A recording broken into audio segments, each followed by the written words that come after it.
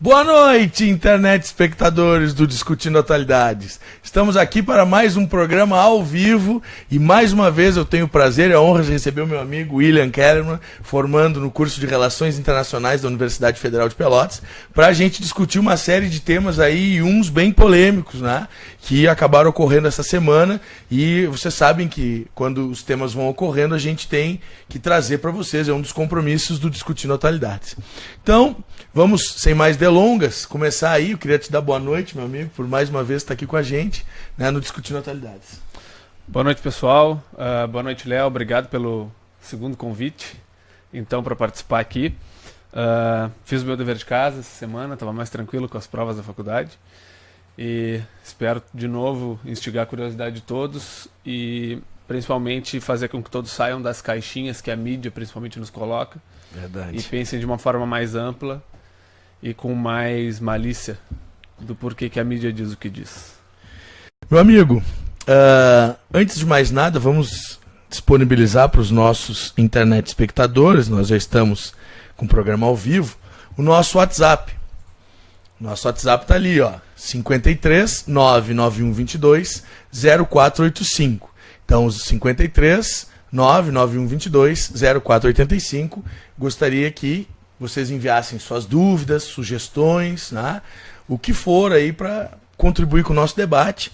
Eu queria te dar uma notícia em primeira mão. Recebi mensagens essa semana de internet espectadores que parabenizaram o nosso programa, gostaram muito da tua participação e inclusive pediram dicas assim de estudos e tal. Achei bem legal, cara, assim, a resposta do primeiro programa do Discutindo Atualidades foi muito, muito positiva mesmo, né? E queria dizer aos nossos internet espectadores que o William é um parceiro, ele vai estar sempre que podendo, ele vai estar aqui com a gente, e inclusive textos, meu amigo, se tu tiver textos para mandar para nossa página, vai ser uma honra ter o teu texto lá. Hoje, conversando com um professor meu do curso de Relações Internacionais da Unicinos, o professor Anselmo Otávio, ele disse que vai participar, não deu uma data ainda, mas disse que vem aqui no Discutindo Atualidades para que, né, nós tenhamos aí uma entrevista com ele. Eu já já te convido para quando ele estiver aqui para participar, para a gente trocar uma ideia com ele.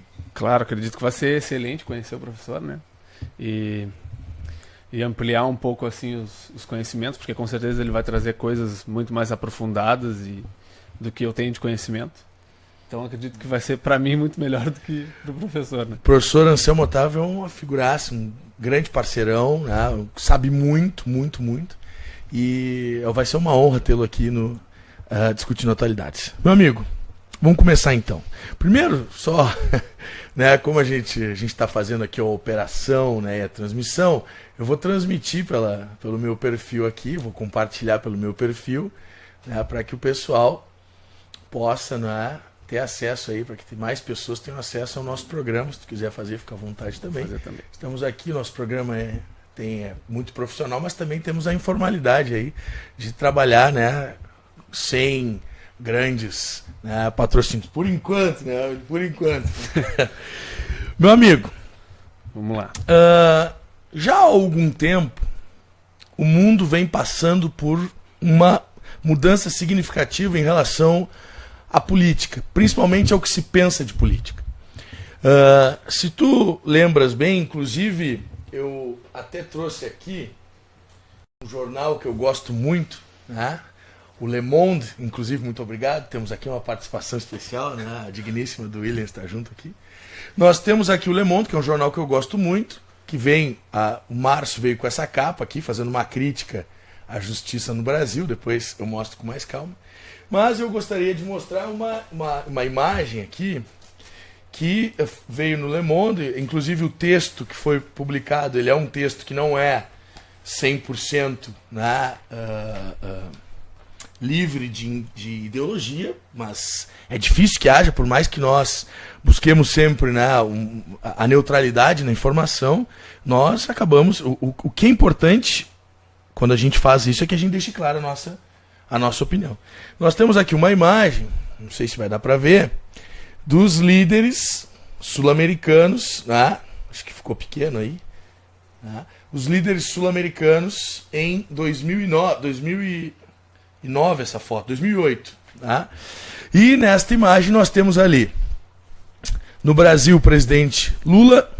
No Chile, a Michelle Bachelet. Na Argentina, Cristina Kirchner. No Equador, o Rafael Correa. Na Venezuela, era o Hugo Chávez. E, se eu não me engano, no Uruguai, Tabaré Vázquez. E no Paraguai, Fernando Lugo. Percebe aí que eu citei alguns. E o que tem de comum entre eles? São presidentes que se dizem de esquerda. Né? Centro-esquerda ou esquerda. Bom, quando a gente olha para a situação atual, a gente percebe que o Tabaré Vázquez está de volta no Uruguai, depois do Mujica, mas com um discurso um pouco mais conciliador, né, em relação à sua posição política. Nós temos no Brasil o Michel Temer, que é de uma ala mais à direita. Na Argentina, o Maurício Macri, também mais à direita. E nos Estados Unidos, né, o Donald Trump. A gente não pode dizer que o Obama era de esquerda, mas pro padrão norte-americano, de direita não era. Com certeza. E nós tínhamos também, por exemplo, na Inglaterra, né, um ministro em 2008 chamado Gordon Brown, que era do Partido Trabalhista, que depois acabou sendo substituído por conta, né, do enfraquecimento dos trabalhistas para o David Cameron, que já não está mais. De lá para cá, como eu estava dizendo, de 2008, 2009 para cá, nós tivemos uma mudança significativa que trouxe de volta a direita ao poder, tanto na América Latina quanto lá nos Estados Unidos e alguns países da Europa. Por exemplo, o Emmanuel Macron, da França, ele venceu no segundo turno a Marine Le Pen, que é uma considerada de extrema direita. Ela faria parte de alguns grupos franceses, assim, que alguns aí associam ao nazismo. Como é que tu percebe isso? E eu já queria puxar o link para as eleições da Itália, que é a eleição mais recente. A Itália, que passou por todo um processo lá na década de 90, semelhante ao que o Brasil passou agora. Até a inspiração do juiz Sérgio Moro foi a operação lá na Itália, né, de acabar com a corrupção lá. Aí, depois dessa operação, o Berlusconi chegou ao poder. O Berlusconi é uma figura bastante contraditória. Alguns dizem que, inclusive, ele é mafioso, né? Uhum. E ele foi o dono da política da Itália por muito tempo. E depois, acusado de corrupção, acabou sendo condenado. E até o ano que vem ele está inelegível.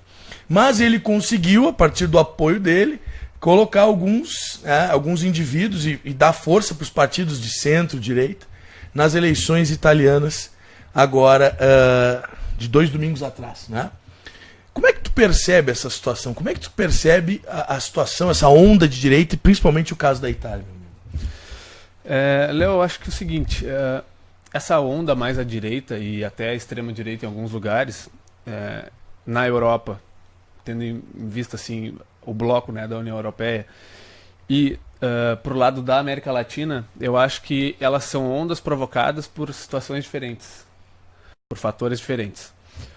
Na União Europeia, eu vejo que a grande crítica que esses candidatos mais à direita e de extrema direita, ela é voltada principalmente para a política de imigração, recebimento de refugiados. Já na América Latina a gente não tem um problema desse tipo. A União Europeia, ela, querendo ou não, ela diretamente, a moeda, né, o euro, ele compete com o dólar. A questão dos refugiados, essa crise que a gente tem de migração de refugiados para a Europa, principalmente do Oriente Médio e da África, o norte da África ali, a gente pode associar, ao menos no meu ponto de vista, a política externa dos Estados Unidos nessas localidades. O que acontece? Existe uma política externa que leva, principalmente, conflitos armados a essas localidades, financiando grupos que possam acabar com aquele status quo daqueles países, principalmente Síria, Líbano, Catar. Catar hoje não passa por uma crise, né, mas já passou. Principalmente esses países que possuem grandes reservas de petróleo. Então a política externa dos Estados Unidos, ela se direciona para lá, principalmente influenciada pelo setor financeiro, que é muito poderoso nos Estados Unidos, e os lobbies. E o que acontece? Se tem como consequência a fuga da população que sofre com esses conflitos, e que a gente pode dizer que seriam inocentes, acontece essa fuga em massa para a Europa. Através dessas pessoas, existem também os fundamentalistas, que fazem parte de grupos de conflitos, de jihadistas e tal, que eles vão acabar se infiltrando nessas massas de refugiados, que a gente diria que seriam inocentes. Alguns autores falam 4 mil. Exato. 4 mil terroristas. E eles acabam se infiltrando para praticarem atos terroristas nesses países, principalmente da União Europeia. Então, o que que eu vejo?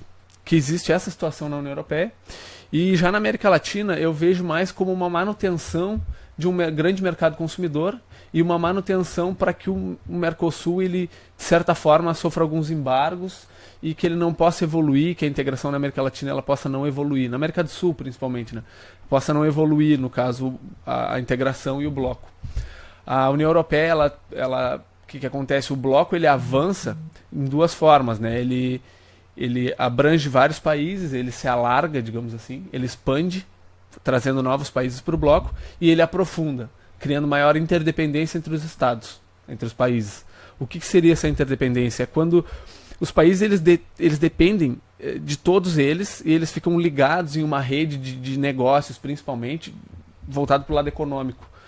A união política, a integração política dentro da União Europeia ela ainda não ocorreu e seria um próximo passo. Então eu acredito que essa onda de direita ela deve acabar sendo abafada na União Europeia, porque eu acho que as políticas da União Europeia elas vão seguir ainda, vão continuar para o lado da integração e do aprofundamento da interdependência entre esses países e talvez futuramente uma integração política. Isso eu já vejo para mais médio a longo prazo. Tá. Mas eu acho que elas devem acabar sendo abafadas, como foi não vou pronunciar um francês correto, mas a Marine Le Pen, ela foi, de certa forma, o Macron ganhou e ela foi abafada. Na Áustria houve também um candidato de extrema-direita e ele acabou sendo abafado por um progressista. Então, eu acho que é bem possível que isso ocorra. Eu acho que a Alemanha vai ser um lugar onde vai conseguir abafar esses candidatos de extrema-direita antes deles chegarem a ser propriamente ditos candidatos, porque a Alemanha, no meu ponto de vista, ela é realmente o braço forte que leva a União Europeia. Ah, com certeza. Politicamente falando, junto com a França. Mas a França, ela tem algumas fraquezas, eu acho. E por isso que a Marine Le Pen conseguiu ser uma candidata e assustar a União Europeia, de certa forma. Já na América Latina, o que a gente tem? A gente tem uma Venezuela com uma imensa reserva de petróleo. É a maior do mundo. Em segundo vem a Arábia Saudita. Essa imensa reserva de petróleo, ela pode representar para o Mercosul como bloco um longuíssimo prazo de uso desse petróleo. O que falta para o Mercosul, principalmente para a Venezuela e para o Brasil e outros países? A tecnologia e as indústrias de refino desse petróleo. Né? Então, essa crise na Venezuela, eu acho que ela é provocada principalmente pelos Estados Unidos, de uma forma política. E tem um livro do Gene Sharp, que é da ditadura à democracia. Como que se faz para tirar um Estado de uma certa ditadura e levar para uma democracia? Seria como os Estados Unidos poderiam agir nesses países que eles dizem que são uma ditadura. Né? A Venezuela, antes de passar por toda essa crise, ela tinha os indicadores socioeconômicos muito, mas muito melhores que os do Brasil. Questão de desigualdade social, analfabetismo, o índice de Gini, né, em relação à desigualdade social, não estou falando só de renda per capita. E questão da horizontalidade, do acesso ao ensino superior, esse tipo de coisa. E hoje ela vem passando por essa crise. Claro, eu não vou vir aqui também defender as políticas domésticas, desde o Hugo Chávez até agora o Maduro, porque eu acho que nem sempre eles tiveram sucesso, por isso que estão do jeito que estão hoje, porque eles não tiveram sucesso em como lidar com a diplomacia, essa hard, assim, né, difícil. E a gente vê a Ucrânia, principalmente, que se vê numa pressão ali de desestabilização e de um assédio do bloco da União Europeia para que a Ucrânia passe a fazer parte do bloco e deixe de ser um grande associado russo. E essas inúmeras crises que houveram lá na Ucrânia, principalmente a crise da Crimeia. E a Ucrânia ela consegue, de certa forma, a Rússia também, ter um sucesso na diplomacia e não ceder. E abafar essas crises, né? Mesmo com toda a dificuldade. A Venezuela não teve esse sucesso, na minha opinião. E é por isso que ela está do jeito que está hoje. Ela está enfrentando um grande país em questão militar, econômica e poder no sistema internacional, que é os Estados Unidos. E eu acho que não é a forma correta de se enfrentar, e quem está sofrendo é o povo venezuelano. Então eu acho que é um grande problema a crise na Venezuela, para a Venezuela em primeiro lugar, para o povo que sofre no final da linha, e em segundo lugar para o Mercosul como bloco, que tem um grande desafio de liderar o Brasil também, né? de liderar essa questão da Venezuela e procurar corrigir esses problemas. E eu acho que isso não deve acontecer nem 0,01% com o Temer no poder. Então, eu acho que são esses dois panoramas que a gente tem. Sim. Meu amigo, antes de seguir aqui, eu gostaria de mandar uns abraços aqui pro pessoal que tá nos mandando mensagens. Queria mandar um abração pro meu amigo, colega lá no Riachuelo, lá em Santa Maria, pro Bussunda. Um abração, meu amigo, tamo junto aí. Queria mandar um abração pro meu amigo, meu grande amigo Rodrigo Duval, que é o próximo convidado. Foi meu professor também. Foi professor, né? Sexta-feira que vem ele vai estar aqui, a gente vai falar sobre febre amarela, dentre outros aí. Nós vamos fazer um passeio pela história, né? Relacionando um pouquinho de história com a biologia. Queria mandar um abraço pro meu amigo Arthur Silva, que foi meu aluno lá no Colégio São José, na época de São José. E um abraço pro meu amigo Luciano Ludovico, que está aqui. Outros aqui já falaram, mas eu não estou conseguindo ver aqui pelos comentários. Né? Mas queria mandar um abraço a todos os internet espectadores que estão... Queria te mandar uma mensagem ali mesmo. A minha assessoria, assessora de imagem. Pessoal, ó, nós estamos crescendo a nossa audiência. A Globo que se cuide, hein? A Globo que se cuide. Assim, meu amigo, eu concordo praticamente em tudo que tu falaste em relação à expansão, né, da direita. Tu fosse lá nas origens, né, nas entranhas do processo. Muito bem, falou da questão da imigração e tal. Só que sabe que eu tenho uma particularidade quando se refere a essa ascensão dos comentários de direita, principalmente, dos comentários não, do poder da direita, principalmente quando a gente olha para as redes sociais e a gente percebe, né, que há toda uma parcela, né, de indivíduos que hoje em dia apoiam essa ascensão, e isso não é que esteja errado, cada um tem a sua opinião, né, política. Eu só ressalvo que a democracia deve ser preservada. Acima de tudo, as opiniões tanto da esquerda quanto da direita são totalmente aceitáveis em termos políticos e devem ser respeitadas. Isso não existe. O discurso que só vale um lado, isso não existe em política. A política necessita dos dois lados para ser chamada de política. A política é debate, tá? Mas é importante salientar que quando a gente começa a ver um discurso de direita contra esquerda, a gente começa a ver que existem alguns temas, como nós falamos na semana passada, que são defendidos por um grupo ou por outro. Por exemplo, quando a gente fala da ascensão da direita, como tu bem falou, a gente vem um discurso de apoio à ideia de expulsão de imigrantes, um discurso mais de xenofobia, a gente vê um discurso mais pró-Israel e anti-palestino, a gente vê um discurso que é contrário à Rússia e é a favor dos Estados Unidos.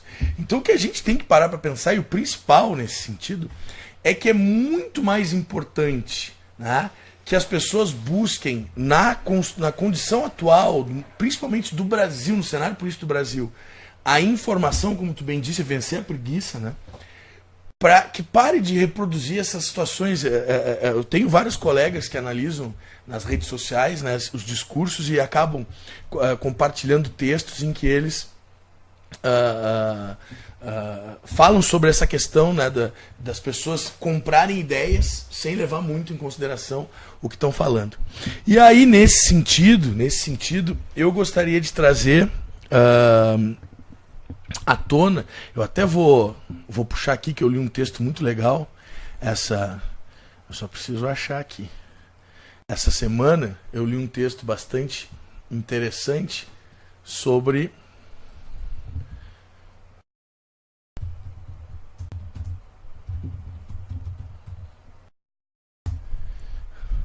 uma análise bastante interessante sobre o crime que aconteceu, né, que atordoou o país aí recentemente, né, que foi o assassinato da vereadora do Rio de Janeiro, a Marielle, e que uma série de informações já deram conta, né, que ela foi assassinada com munição da Polícia Federal, né. E aí, o que eu gostaria de trazer, claro que a gente vai falar um pouco com mais calma disso, que foi realmente um crime como vários outros. A gente não pode achar que isso é um crime que não acontece na história do Brasil. Na verdade, isso é bem comum, infelizmente. Quando algumas pessoas levantam determinadas bandeiras e essas bandeiras atingem alguns interesses. Aqui no Brasil, infelizmente, a prática do coronelismo, e a violência do coronelismo ainda são utilizadas em alguns lugares. E o crime organizado também tem essas práticas. Nas redes sociais começou a se levantar aí um discurso daqueles que defendiam, né, o que ela defendia e que se indignaram com a sua morte e começaram a falar que as suas reivindicações não vão morrer com ela. E outros que começaram a falar que quem defende ela defende o que ela defende e que deve ter o mesmo destino. As redes sociais, infelizmente, viraram um território terra de ninguém, né? Como a gente diria aqui na história do Rio Grande do Sul, quando Portugal e Espanha não se acertaram ali com Santa Vitória, os campos neutrais, né? Terra de ninguém. E essa situação da morte da vereadora Marielle, que foi uma tragédia, assim como Chico Mendes foi assassinado na década de 80, assim como vários outros personagens, o Celso Daniel, dentre outros, né? O famoso queima de arquivo. Né? Sim. Essa situação ela transcendeu nas redes sociais. As redes sociais deixaram a questão humanitária de lado e começaram muitas vezes a debater politicamente. E tu sabe que eu percebo muito isso quando a gente fala da ascensão da direita, da redução. Hoje em dia, né, as pessoas comentam nas publicações do Facebook ou de outras redes sociais, dizendo que, olha, o teu argumento não vale porque tu é de esquerda, tu defende igual ela, ou tu é de direita. Só que esse debate político de esquerda e direita ele é extremamente mais profundo do que isso. Por isso que eu fiz a provocação. O retorno da direita na Itália, queridos e queridas internet espectadores, significa, com o apoio do Silvio Berlusconi, o retorno ou a intensificação de um dos indivíduos mais corruptos da história da Itália. E isso está sendo esquecido por conta dessa indisposição entre esquerda e direita e de achar que tudo que é de um lado, que não é daquele que se acredita, por si só já é o argumento para que aquilo é ruim. Sim. Se defende aqui no Brasil, né, que alguns indivíduos peguem uma prisão ou que sejam condenados por determinados crimes e outros não, simplesmente por conta da orientação política que eles têm, ou a origem de sua orientação política, que tem alguns aí que se dizem de esquerda que a gente não pode falar que são de esquerda há muito tempo. Né? Então a morte, infelizmente, no Brasil de hoje, a morte de uma pessoa, de um ser humano que defendia os direitos humanos, e eu gostaria de falar sobre direitos humanos hoje, tá? Muita gente associa a defesa dos direitos humanos à defesa de bandidos. Desculpem, internet espectadores, isso é uma burrice, isso é uma ignorância, é uma falta total de conhecimento. Porque existem pessoas que se utilizam da defesa dos direitos humanos com má intenção, assim como existem pessoas mal intencionadas em tudo. Em qualquer lugar. Agora, os direitos humanos eles foram criados num contexto, né, de século XVIII, de lutas contra o absolutismo. Eles foram criados, primeiramente, lá nos Estados Unidos, com a Declaração de Independência dos Estados Unidos, e posteriormente na França, no final do século, com a Declaração dos Direitos do Homem e do Cidadão na Revolução Francesa, com a ideia burguesa naquela época de que caíssem os privilégios de nascimento que a nobreza tinha. Os direitos civis, a primeira geração dos direitos humanos. A segunda geração dos direitos humanos vem, alguns autores dizem no século XIX, mas a maioria fala depois da Segunda Guerra Mundial, para que as pessoas não fossem mais capturadas da sua casa e levadas para campo de concentração ou para porão de tortura. Não é para defender bandido. Quem defende um discurso de direitos humanos para defender bandido é um sofista. Está distorcendo uma realidade. Isso é uma falácia, isso é um argumento que não se constitui. E mais, aqueles que acreditam que os direitos humanos são exclusivamente a defesa de bandidos são aqueles que são extremamente mal informados em relação aos direitos humanos. Infelizmente, as pessoas utilizaram-se da morte dela para criticar os direitos humanos, como quem diz, defende agora os bandidos que te mataram. Tá? Eu não sei se tu tem essa mesma percepção, mas eu acho que esse avanço da direita deu lugar, e não que a direita seja responsável por isso, é que a maioria daqueles que não entendem de política, que acreditam que a esquerda é ruim, assumiram a postura da direita só para ser anti-esquerda. É o famoso, em quem tu vai votar? Em qualquer um, menos no PT. E às vezes nem sabe o que significa, claro que de fato, o que é direita. Exato. Mas e o que tu pensa disso? O que tu acha em relação a essa agressividade nas redes sociais, a essa ignorância, porque ignorar é não conhecer, né? Exato. Ignorância em relação à essência do que é esquerda e direita e os direitos humanos. Os direitos humanos são fundamentos, são bases para leis. Isso não significa que os direitos humanos defendem o indivíduo humano. Se uma pessoa está sendo presa ou está sendo condenada à prisão porque matou outra, isso está de acordo com os direitos humanos. Ou seja, aquela pessoa que foi assassinada, tá, não deveria ter sido. Aquele que assassinou não tem o direito, por isso que ele está sendo preso. Agora, como ele é um ser humano, ele não vai poder ser na cadeia tratado como um animal. Essa é a grande questão. Ah, mas eu acho que deveria. O que tu acha não é relevante quando a gente fala racionalmente. Porque muitas vezes a opinião, ela é passional. Aí vão dizer o famoso argumentar, mas tu nunca teve alguém da tua família que foi atacado. Se eu tiver alguém da minha família, ou quem teve, tem todo o direito de pensar de forma passional. Mas o Estado não. Exato. O Estado tem que ser racional. Nesse sentido. A punição não pode, o indivíduo não pode ser responsável por se defender e por realizar por si próprio a justiça. Porque os indivíduos, eles não agem o tempo inteiro de forma racional. Bom, primeiro eu vou Essa é a minha opinião. Né? Claro. Primeiro eu vou fazer um comentário sobre a questão da Itália ali. Eu estava avaliando principalmente quem eram os candidatos, né, ao governo italiano. E a última pesquisa que teve foi no dia 16 de fevereiro. E a pesquisa que eu analisei ali, ela é da agência Ipsos, é uma sigla. E há uma coalizão de centro-direita, que tem em torno de 35% das intenções de votos, né? Um partido ali, um certo grupo de centro-esquerda, de alguns partidos de centro-esquerda, que tem em torno de 34% dos votos. E existe um chamado Movimento 5 Estrelas, que tem em torno de 28% dos votos. Ele é visto como um movimento populista lá na Itália. E o Partido Democrático, que atualmente está no poder, tem em torno de 22,6% da intenção dos votos. Só que aí eu encontrei um grande paradoxo, porque essas coalizões, esses partidos, eles são representados por diferentes candidatos, né? Personificados, no caso. E o que acontece? Essa coalizão de centro-esquerda é liderada pelo Renzi, Matteo Renzi. Tá. O Movimento 5 Estrelas, ele é chefiado pelo Luigi Di Maio, que ele é uma figura um pouco similar com o que foi o Collor aqui no Brasil. Ele é um cara jovem, ele é um cara que vem cheio de promessas, aquela velha história da renovação da política e tal, que a gente sempre ouve falar a cada 4 anos, em todas as esferas das eleições.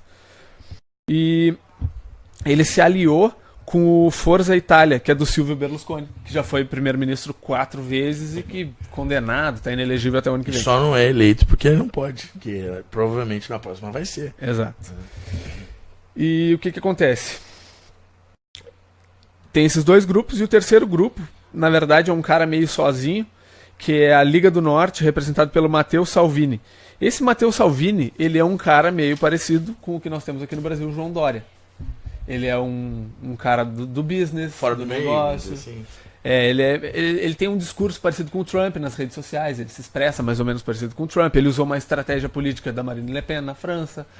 E aí o que acontece? Eu choquei um pouco esses dados das intenções de votos dos grupos e partidos com uma outra pesquisa que foi feita na Itália, que é um índice de confiança no político, na pessoa, que está personificando o partido ou a coalizão. Sim, cara. E aí tem a Emma Bonino, que o partido dela teve apenas 3,1% das intenções de votos, que é o Mais Europa. Provavelmente é um partido que tem intenções de integração da União Europeia e um partido de esquerda. A Emma Bonino, ela tem um índice de confiança de 36% na pessoa dela. E o atual primeiro-ministro, que é o Paolo Gentiloni, que ele assume após a renúncia de um outro candidato, que era o... Deixa eu ver quem era o candidato, para eu não passar nenhuma informação errada. Era o Reis? Ele era o... Opa, tá mal minha anotação. Em 2006... Era o Matteo Renzi. Matteo Renzi. Ele acabou renunciando e assumiu então o Paolo Gentiloni. Ele tem 47% no índice de confiança.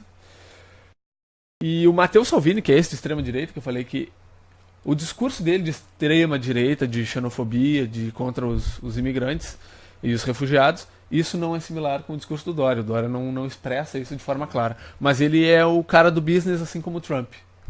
Entende? Como o Trump e como o Dória. São outsiders do modelo político que a gente tem. O Berlusconi, com toda essa questão da condenação, ele ainda tem 28% do índice de confiança. E o Renzi, que foi o que renunciou após ter proposto um referendo e não ter dado certo, ele queria fazer umas reformas, a ideia dele era que a máquina estatal ela fosse mais eficiente, ele queria desburocratizar algumas coisas. Eu não entrei a fundo o que seria essa desburocratização, né? Se realmente era algo bom para o povo, para as pessoas. O discurso mais liberal, né? O discurso mais liberal, é.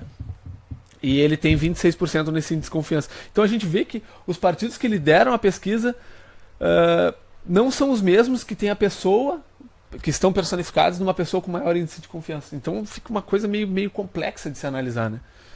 Eu acredito. Mas e aí tu não acha que isso tem a ver com o que eu estava comentando agora, que as pessoas muitas vezes, por serem anti um outro projeto, acabam não escolhendo propriamente em quem vão votar, mas votando contra o projeto? Exato. Isso é um dado que acaba confirmando essa ideia, né? As pessoas elas acabam sendo muito mais influenciadas do que elas pensam. Sim, tanto que elas confiam mais no fulano e votam no ciclano. O partido do Berlusconi está bem na frente nos índices de voto, mas ele tem um baixo índice de confiança. Então tem esse paradoxo, assim, né? É que tu sabe que no parlamentarismo ele não precisa ser eleito para ser primeiro-ministro. Exato. Mas e pela a arquitetura que ele tem feito, né, na política italiana, nos bastidores dessas eleições legislativas, é bem provável que no momento que ele puder voltar ao cenário político, ele vai ser uma das figuras mais destacadas para assumir, né? Na minha opinião, isso, né? A não ser que é difícil falar em futurologia, mas a gente faz uma inferência a partir das premissas que estão se apresentando para nós aqui. O Berlusconi ele conseguiu indicar o seu candidato, que foi bem votado, o partido foi bem votado, a coligação foi bem votada. Ele está conseguindo, né, de certa forma, aparecer como uma figura que tem um índice de popularidade, vamos dizer assim, maior do que os dois últimos presidentes da história do Brasil. Sim. Né?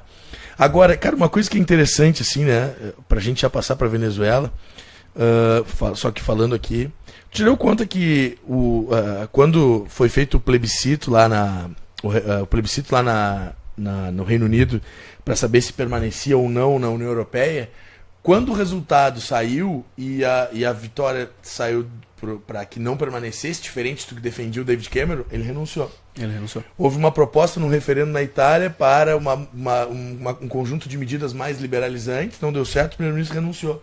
E aqui, tanto na época da Dilma quanto na época do Temer, as acusações todas não levam os nossos eles não renunciam. Do governo a renunciar. Né? Eles negam e vão nessa embromando e não renunciam. Um outro caso, a Escócia queria separar, né, do Reino Unido, e houve também um referendo. O referendo escolheu que não saísse do Reino Unido e o primeiro-ministro escocês renunciou. O da Islândia, quando descobriram o envolvimento dele lá com se não me engano, com os Panama Papers, lembra? Aquela função toda lá, ele renunciou. Bom, na Suécia tem político que renuncia porque usou táxi depois das 10 da noite. Vira um escândalo. Porque lá a legislação diz que os parlamentares eles podem usar táxi somente depois das 10 da noite e se eles estivessem a trabalho, para ter ficado até depois das 10 da noite a trabalho, eles poderiam usar o táxi. Se não é trem, ônibus, bicicleta. E deu. Se usar táxi, sai do bolso dele, não do bolso da União. Né? Infelizmente isso é cultural, né? É cultural. Falou no programa passado. É complicado. Bom, só para mandar os abraços aqui, porque tá cada vez mais, né, pessoas estão nos mandando mensagens. Queria mandar um abraço pro meu amigo aqui, ó, Lucas Light. Queria mandar um abraço pro Eduardo Fischer. Queria mandar um abraço pra Andressa, minha aluna, né, lá do Riachuelo. Queria mandar um abraço pra minha amiga Dominique, que foi minha aluna no curso Veiga lá. O pessoal nós estamos com uma audiência bastante significativa, William. Nós batemos o recorde da semana passada, que foi muito bom, né? Pessoal, gostaria de pedir, pessoal, para que vocês acionassem lá, né, as notificações, para que quando nós tivéssemos vídeos novos ou textos, principalmente ao vivo, vocês recebam essa notificação. Né, porque às vezes o pessoal esquece lá qual é o dia do programa, a gente tenta sempre comunicar, mas o pessoal está sempre atualizado aí com o Discutindo Atualidades. Queria então fazer um comentário rapidinho sobre a morte da vereadora do Rio de Janeiro, só não vou me aprofundar muito. É um tema bastante delicado ainda, né? As emoções estão à flor da pele, nas redes sociais principalmente. Eu hoje não consegui ficar muito nas redes sociais porque eu não estava conseguindo digerir aquilo ali, né? Essa polarização atirando para tudo que é lado, acusações que só colaboram para que a gente continue sendo um povo desunido e que não conteste a política, né? Que vem sendo feita do mesmo modo há séculos aqui no Brasil. E o que eu queria dizer é o seguinte: no Rio de Janeiro, eu morei lá no Rio de Janeiro, para quem não sabe, eu sou formado pela Escola de Sargentos, eu fiz um concurso por Exército, eu fui sargento de carreira durante quase 5 anos, e por minha opção, eu resolvi sair do Exército, eu não tinha mais aquela vontade de continuar na profissão, eu queria trilhar novos rumos, eu sou um cara que eu nunca fico muito tempo fazendo a mesma coisa, não sei se isso é bom ou é ruim, né, Léo? Mas o que acontece? Faltava te encontrar, né? Agora nas RI tu vai parar. E eu servi no Rio de Janeiro durante 1 ano. Foi em 2010, na época da intervenção no Complexo do Alemão. Então eu tenho uma certa experiência sobre armamentos, esse tipo de coisa, sobre um pouquinho de Rio de Janeiro. Eu tenho muitos amigos que ainda moram lá. A gente discutiu até em um grupo que eu tenho da época que eu servia lá. E eu tenho um colega que saiu do Exército e ele é oficial da PM do Rio. Então, eu vou procurar não mencionar nome, até para evitar qualquer coisa, mas ele sabe que é ele, então já mando um abraço. O que acontece no Rio de Janeiro? Primeiro, assim, uma coisa que é inerente a qualquer profissão: corrupção. Existem laranjas podres em todas as profissões, dentro de PM, dentro de Exército, dentro de Marinha, de Aeronáutica, tem tudo. Ela pode ser uma corrupção não tão agressiva, que ela acaba, óbvio, prejudicando pessoas carentes financeiramente, com problemas socioeconômicos no final da linha, porque vão desviar verbas públicas, mas elas não vão atrás desse tipo de ação de neutralizar pessoas, de matar, de assassinar. Mas óbvio que prejudicam, não estou passando a mão na cabeça.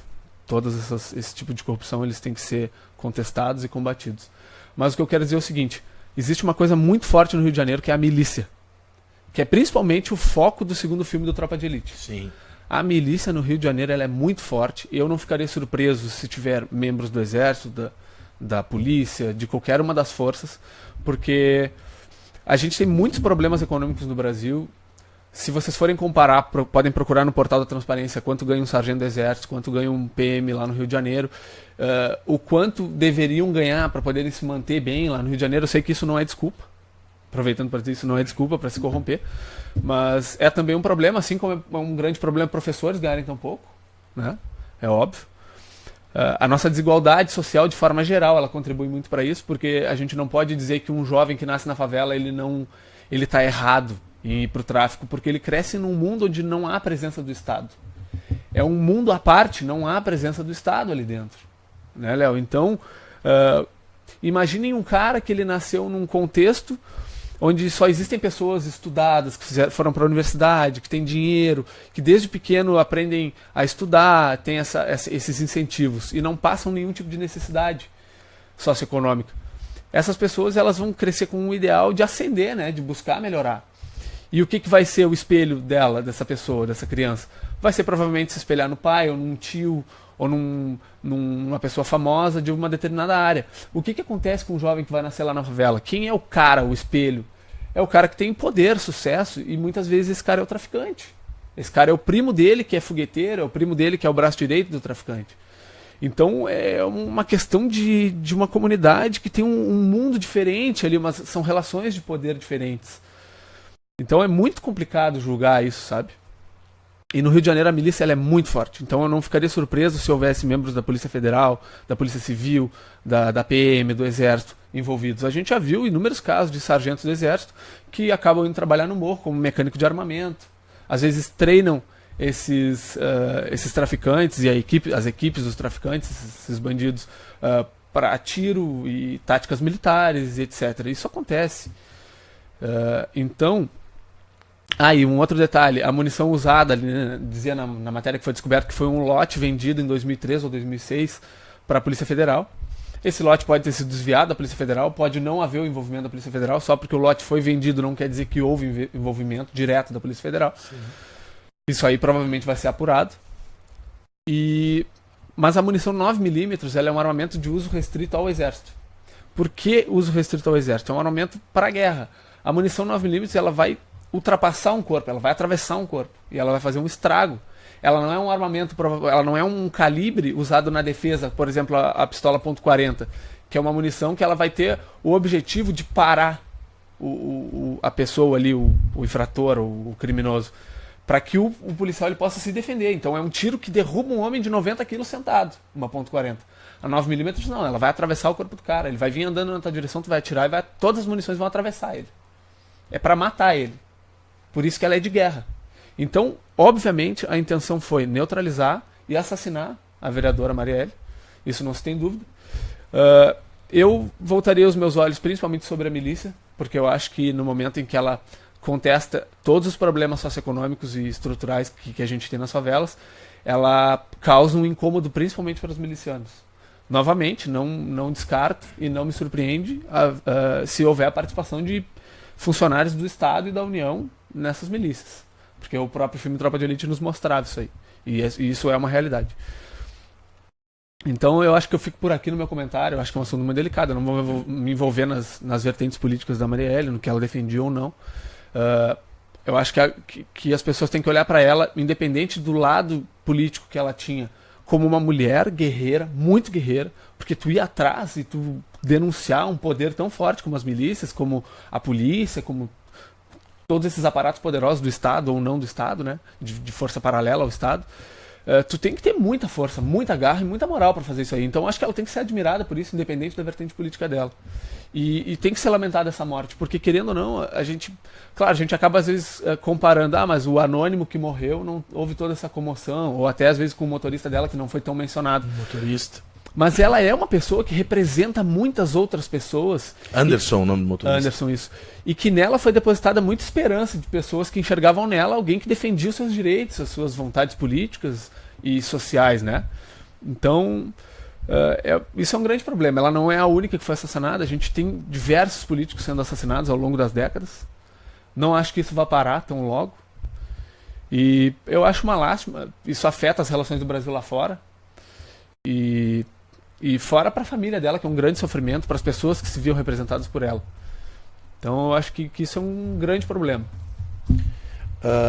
Assim, eu gostaria que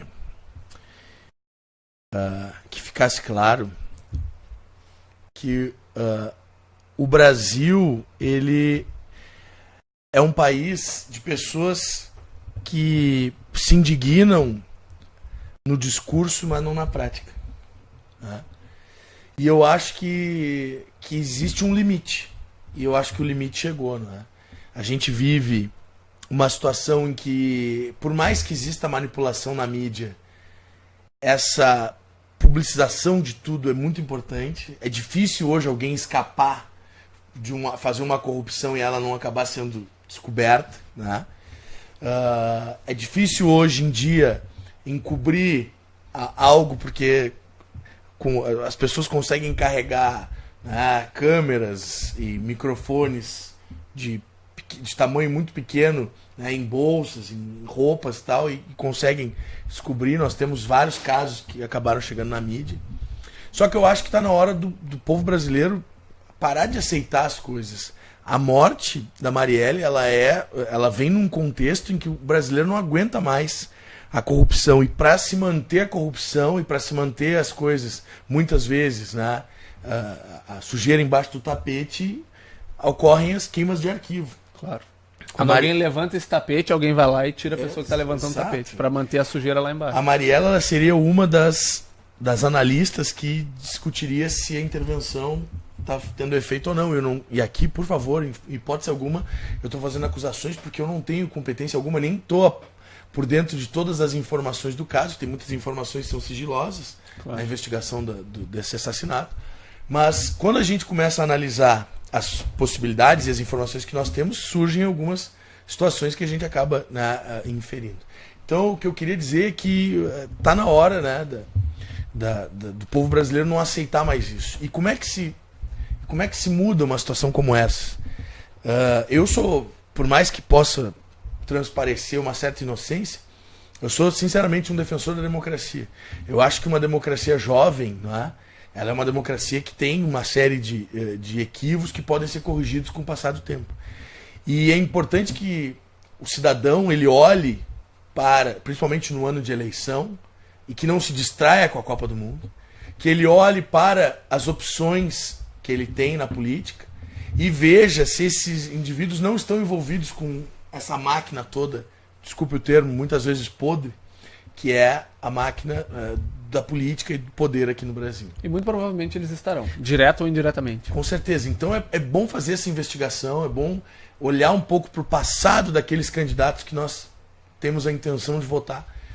Dar uma olhada para ver se existe a ficha limpa, né, no histórico desse indivíduo. Olha, infelizmente, gente, vocês vão se, talvez, olhando, né, para o histórico brasileiro, vai ser difícil vocês encontrar alguém em que vocês confiem plenamente para votar, mas é importante fazer essa situação.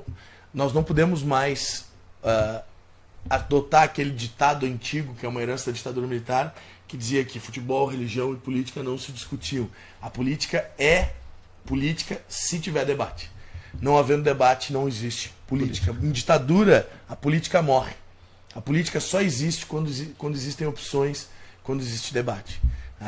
O povo brasileiro ele precisa avançar um pouco, evoluir um pouco na sua compreensão, no seu entendimento do que é a política e da necessidade. E espero que a morte dessa vereadora não caia no esquecimento, que não seja só um fogo de palha, como nós tivemos lá em 2013, uma possibilidade tremenda de manifestações. As manifestações que tomaram o Brasil, começou pelos 20 centavos, né, da passagem do ônibus, e tomou uma proporção bastante significativa.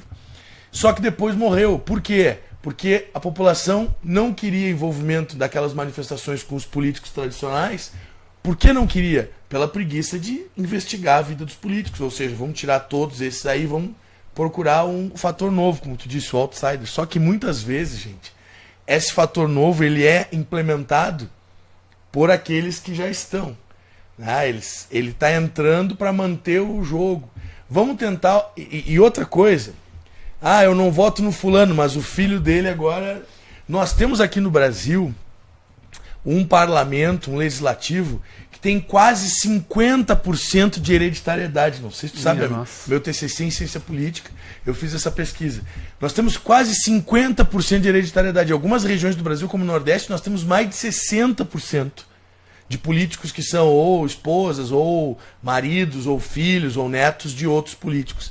Então é uma perpetuação, quase que uma aristocracia política no Brasil, e isso perpetua o patrimonialismo. Para quem não sabe, o patrimonialismo é a utilização indevida do bem público pelo benefício privado. Isso, infelizmente, existiu sempre. Eu já mostrei aqui na semana passada Os Donos do Poder, do Raimundo Faoro, que é um livro que fez uma análise bastante profunda dessa situação.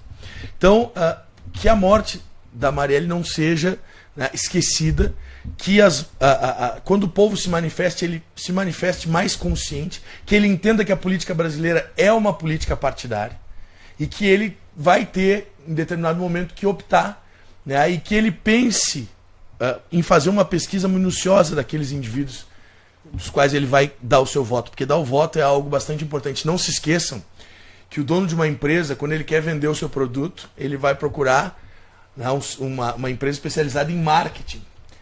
E por que tu acha que os investimentos para as campanhas políticas são tão grandes? Aqueles programas políticos muito luxuosos, eles têm um investimento em marketing muito grande. Galera, os principais compromissos dos políticos são com seus financiadores de campanha e com os partidos. A gente tem que saber que nós somos o alvo dessa campanha publicitária, desse marketing. Então, quando a gente analisa com mais seriedade e a gente consegue perceber um pouco mais da intenção do indivíduo ou do seu histórico, a gente vai votar com um pouquinho mais de consciência. Não sei se tu compartilha, essa é a minha opinião. Meu amigo, vamos falar um pouquinho de Venezuela. Vamos lá. A Venezuela é um país sul-americano que tem antes de mais nada, eu vou disponibilizar de novo o nosso WhatsApp, ninguém manda, por enquanto, né, mas eu ainda tenho esperança, um oi que seja, não, uma pergunta. O pessoal está mandando pelo Face, eu sei que o Face facilita ali, Queria mandar um abraço pro meu amigo Leozinho, da X-Luzes, né? O dono de Jaguarão lá. Queria mandar um abraço aqui. O pessoal tá participando em grande quantidade. Olha, os programas estão batendo recordes. Pedro Gonçalves, meu amigão, meu aluno lá no Flamengo. O Rafael Ávila, foi meu aluno lá no Mar Quintana. E aqui nós temos várias pessoas, eu não consigo ver todos aqui, porque a transmissão tá por... A gente tem um programa aqui, nós somos muito profissionais, né? Temos um programa ali, uma mesa de corte de vídeo, mas vamos adiante. Então, assim, a Venezuela, ela é um país que foi dominado, né, pelo Hugo Chávez por um longo período. O Hugo Chávez foi eleito em 98, assumiu o início de 99, teve aquela tentativa de golpe contra ele em 2000, 2001, agora não recordo a data. E ele acabou, os militares tentaram tirar ele do poder, mesma coisa que fizeram com o Zelaya em Honduras. Só que com o Hugo Chávez não deu certo, porque a população naquela época, muito aliada à ideia, e o governo dele saiu para as ruas e ele conseguiu, né, se recuperar, ficou com muito mais força política naquilo ali. E ao longo do governo dele, ele só saiu do poder doente, já à beira da morte. Ele vai aprovar uma série de mudanças constitucionais que davam cada vez mais poder para ele. O herdeiro disso é um cara chamado Nicolás Maduro, que, desculpa o trocadilho, caiu de Maduro na presidência da Venezuela, e um pouco verde demais, porque tem algumas práticas dele que não tem o mesmo jogo de cintura do Hugo Chávez. O Hugo Chávez, ele se colocou, como tu falou muito bem, como um opositor dos Estados Unidos. Eu me lembro muito bem, eu sempre gostei, apesar de antes não estudar relações internacionais, pelo menos oficialmente, mas eu sempre gostei de RI, e eu ficava atento nessas situações. Teve uma Assembleia da ONU que me chamou muita atenção, foi a Assembleia da ONU de 2006. E nessa Assembleia da ONU nós tivemos aquele famoso confronto entre o Hugo Chávez e o Bush, dos Estados Unidos, o George W. Bush, em que o Bush fala na tribuna lá, e aí quando sai, vem o Hugo Chávez, e o Hugo Chávez fala assim, ó: o diabo esteve aqui, que eu ainda sinto cheiro de enxofre. Então, se aproximou do Mahmoud Ahmadinejad, que na época era o presidente do Irã, que eram os grandes inimigos, o eixo do mal e tal. E o Hugo Chávez, ele acabou enfrentando os Estados Unidos sem ter, na verdade, a bala na agulha suficiente para isso. Para tu enfrentar uma potência como é os Estados Unidos, tu tem que saber que os Estados Unidos, eles não jogam sozinhos. Eles jogam com todos os seus aliados e com todos os países que dependem dos Estados Unidos. O embargo econômico que ainda existe sobre Cuba, mesmo com todas as tentativas do Obama de acabar com ele, esse embargo econômico é baseado em duas leis, a Lei Torricelli de 92 e a Lei Helms-Burton de 1996. Esse embargo econômico, ele existe por conta de uma herança, vamos dizer assim, da Guerra Fria, um objetivo dos Estados Unidos de tentar a todo custo tirar a família Castro do poder lá em Cuba. Só que este embargo econômico ainda é efetivo porque muitos países deixam de negociar com Cuba porque só tem medo das sanções, das retaliações dos Estados Unidos. Os Estados Unidos é muito poderoso. E enfrentar os Estados Unidos sem uma base, né, acabou sendo... Na verdade, o Hugo Chávez chegou a ter essa base. Como a gente falou aqui, né, eu mostrei a foto dos presidentes da América do Sul, da América em geral, nós tínhamos ali, por exemplo, o Evo Morales, eu até me esqueci de mencionar, o Evo Morales da Bolívia, o Rafael Correa do Equador, o Lula no Brasil, o Tabaré Vázquez no Uruguai, os Kirchner na Argentina, e esses todos davam uma certa base para ele. Exato. Ou seja, ele tinha para onde recorrer.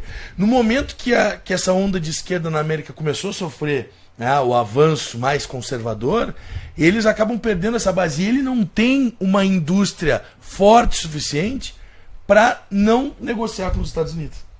E aí... para enfrentar, né? Para enfrentar os Estados Unidos. E aí, o que acontece? Acontece que os Estados Unidos têm um poder econômico tão grande ou superior ao seu poder militar, que eles acabaram, né, excluindo a Venezuela do jogo econômico, né? A Venezuela começou a ser esquecida nas negociações ou deixada de lado. E isso tudo fez com que a Venezuela começasse a sofrer. A população da Venezuela hoje carece de produtos básicos que não tem nas prateleiras dos supermercados do país, porque não existem empresas locais e as empresas estrangeiras, por conta da política de congelamento dos preços feito pelo Maduro, não têm interesse em produzir isso. Aí o Brasil viveu nos anos 80 com o congelamento dos preços que o Sarney fez. Os planos econômicos do Sarney para congelar os preços dos produtos no Brasil na década de 80 fizeram com que as prateleiras dos supermercados se esvaziassem para tentar controlar a inflação. E aí não deu certo. O que ele fez? Ele criou alguns mecanismos, como o Ágio, por exemplo, que compensou as empresas e os produtos voltaram sempre mais caros, com uma desculpa, né, com um cálculo de inflação meio que por fora, mas naquela época ele conseguiu resolver. Agora, lá na Venezuela, o Maduro não está conseguindo resolver. E tem toda uma crise humanitária. Muitas pessoas estão fugindo da Venezuela para tentar vida, né, para trabalhar. Infelizmente, algumas pessoas são encontradas aqui no Brasil trabalhando como escravos, trabalhando pela comida e pelo lugar para morar. E quando eles são capturados para levar de volta, quando são, vamos dizer assim, encontrados pela polícia para ser levados de volta para o país, muitos deles imploram para que não, porque pelo menos aqui eles tinham essa condição. Então eu queria que tu fizesse uma análise da Venezuela e o que tu pensa, e depois vamos falar um pouquinho do bolivarianismo. Hoje nós vamos avançar um pouco e nós temos que falar da Guerra da Síria para concluir os nossos temas, né? Para fechar até do programa passado. Né? Sim. Bom, a questão da Venezuela eu já falei um pouco, né, quando eu estava fazendo aquela análise sobre a ascensão da direita na União Europeia e o que a gente poderia dizer direita aqui na América Latina, mas eu acho que na essência eles têm o Macri, o Temer e esses outros que ascenderam aqui, eu não vejo eles como uma extrema direita propriamente dita. Eu veria como extrema direita talvez o... É que, só para que fique claro, extrema não existe mais. Né? Sim, sim. Porque assim, se a gente for considerar, eu acho que quando a gente fala de um conceito, né, da ciência política, é importante que a gente diga qual é a nossa referência. E a minha referência é o Norberto Bobbio. O Norberto Bobbio é um grande cientista político italiano em que ele analisa assim, a direita é um grupo que tem uma ideia que defende mais a igualdade, mais a liberdade do que a igualdade. A esquerda é um grupo que na política defende mais a igualdade do que a liberdade, ou seja, o contrário. E os extremos são aqueles que se utilizam de mecanismos de violência, de uso da força para impor algumas dessas condições. O Norberto Bobbio diz que, por mais que esquerda e direita se afastem, quando eles tendem para o extremo, eles se aproximam por causa dos métodos. Ele chama isso de teoria da ferradura política. Teoria da ferradura. E o que acontece? Eu vejo esses atores políticos aqui da América Latina, que a gente pode dizer que então eles seriam mais direitistas, como homens que vão beneficiar alguns setores da economia que têm mais poder dentro de seus países. Aqui no Brasil seria os latifundiários, né, a bancada agrária, seria também a questão dos bancos, e grandes industriários, por exemplo, da Fiesp, aquela questão do pato de borracha, toda aquela política que houve para o impeachment. O Macri também beneficiou muitos empresários lá na Argentina, e isso é um pouco diferente do que acontece na Europa, mas não foge da base essencial da economia, que vai ter principalmente grandes empresários, independente dos seus ramos e setores, influenciando essas políticas de maior liberdade econômica em detrimento da igualdade social dos países. Então, seriam políticas mais neoliberais hoje em dia. E o que eu vejo? Eu vejo que a questão da Venezuela, principalmente, o Hugo Chávez, ele era um cara muito bem aceito pela sua população, muito apoiado. E a Venezuela vivia bons momentos. E uma coisa que eu acho que não se pode muito criticar tanto as políticas dele em relação ao petróleo. A Venezuela, principalmente agora os brasileiros, eu acho que vão dar um bracinho a torcer para o Hugo Chávez. A Venezuela, ela tem a maior jazida de petróleo do mundo, reserva de petróleo do mundo. O que acontece? O Hugo Chávez, ele, até hoje a Venezuela, acho que ainda comercializa, não tenho certeza se exatamente hoje ainda comercializa, mas era um grande parceiro dos Estados Unidos em negociações sobre petróleo. A Venezuela vendia muito petróleo para os Estados Unidos. E, para a população da Venezuela, a gasolina, ela saía a preço de custo. Com certeza. Preço de custo. A população brasileira que mora na fronteira próxima à Venezuela, eles atravessam de carro e enchem o tanque com menos de 50 centavos e voltam para o Brasil. Vocês têm noção que um tanque cheio custa menos de 50 centavos, custava, né, na época, alguns anos atrás, menos de 50 centavos na Venezuela. Então, ele dizia que esse bem nacional, estatal, ele era do povo, para o benefício do povo. Diferentemente do Brasil, que segue uma política de que o petróleo é nosso, até hoje. Não estou dizendo que deva ser liberalizada a Petrobras, não estou dizendo isso. Estou dizendo que há uma grande hipocrisia em como é tratado o petróleo e o povo, essa relação de consumo de petróleo. Porque hoje todos nós somos dependentes do petróleo, até que grandes inovações elétricas venham a fazer mais sentido. E o Brasil, a América Latina inteira, ela carece muito de vias férreas, que foi o que foi responsável por um grande desenvolvimento dos Estados Unidos e do Canadá também. E aí a China veio dar uns pila pra cá, né? E a China hoje investe um pouco nisso, mas a ideia da China é baratear os custos dela mesma, né? Porque ela importa muitos artigos do setor primário da América Latina para levar para a China. Então, para eles é muito melhor que a gente vai ficar mais rápido.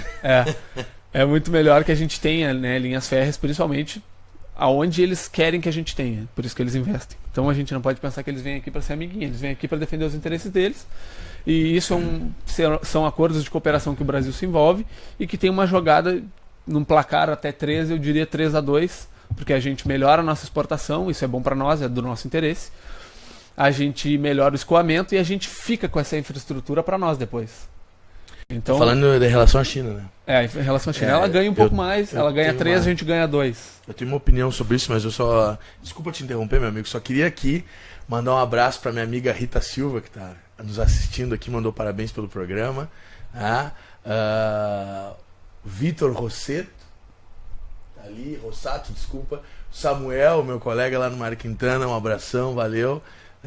Rodrigo Medeiros, olha, nós temos uma audiência muito grande hoje. Aqui nós temos uma pergunta do meu querido amigo, foi meu aluno, o Lucas Lights, que ele perguntou assim, dos prováveis candidatos à presidência hoje, Ciro Gomes é o único ficha limpa. Antes da gente te responder, eu queria pedir, pessoal, vocês enviem as mensagens aqui pro nosso WhatsApp, 53991220485, porque a gente transmite por um programa.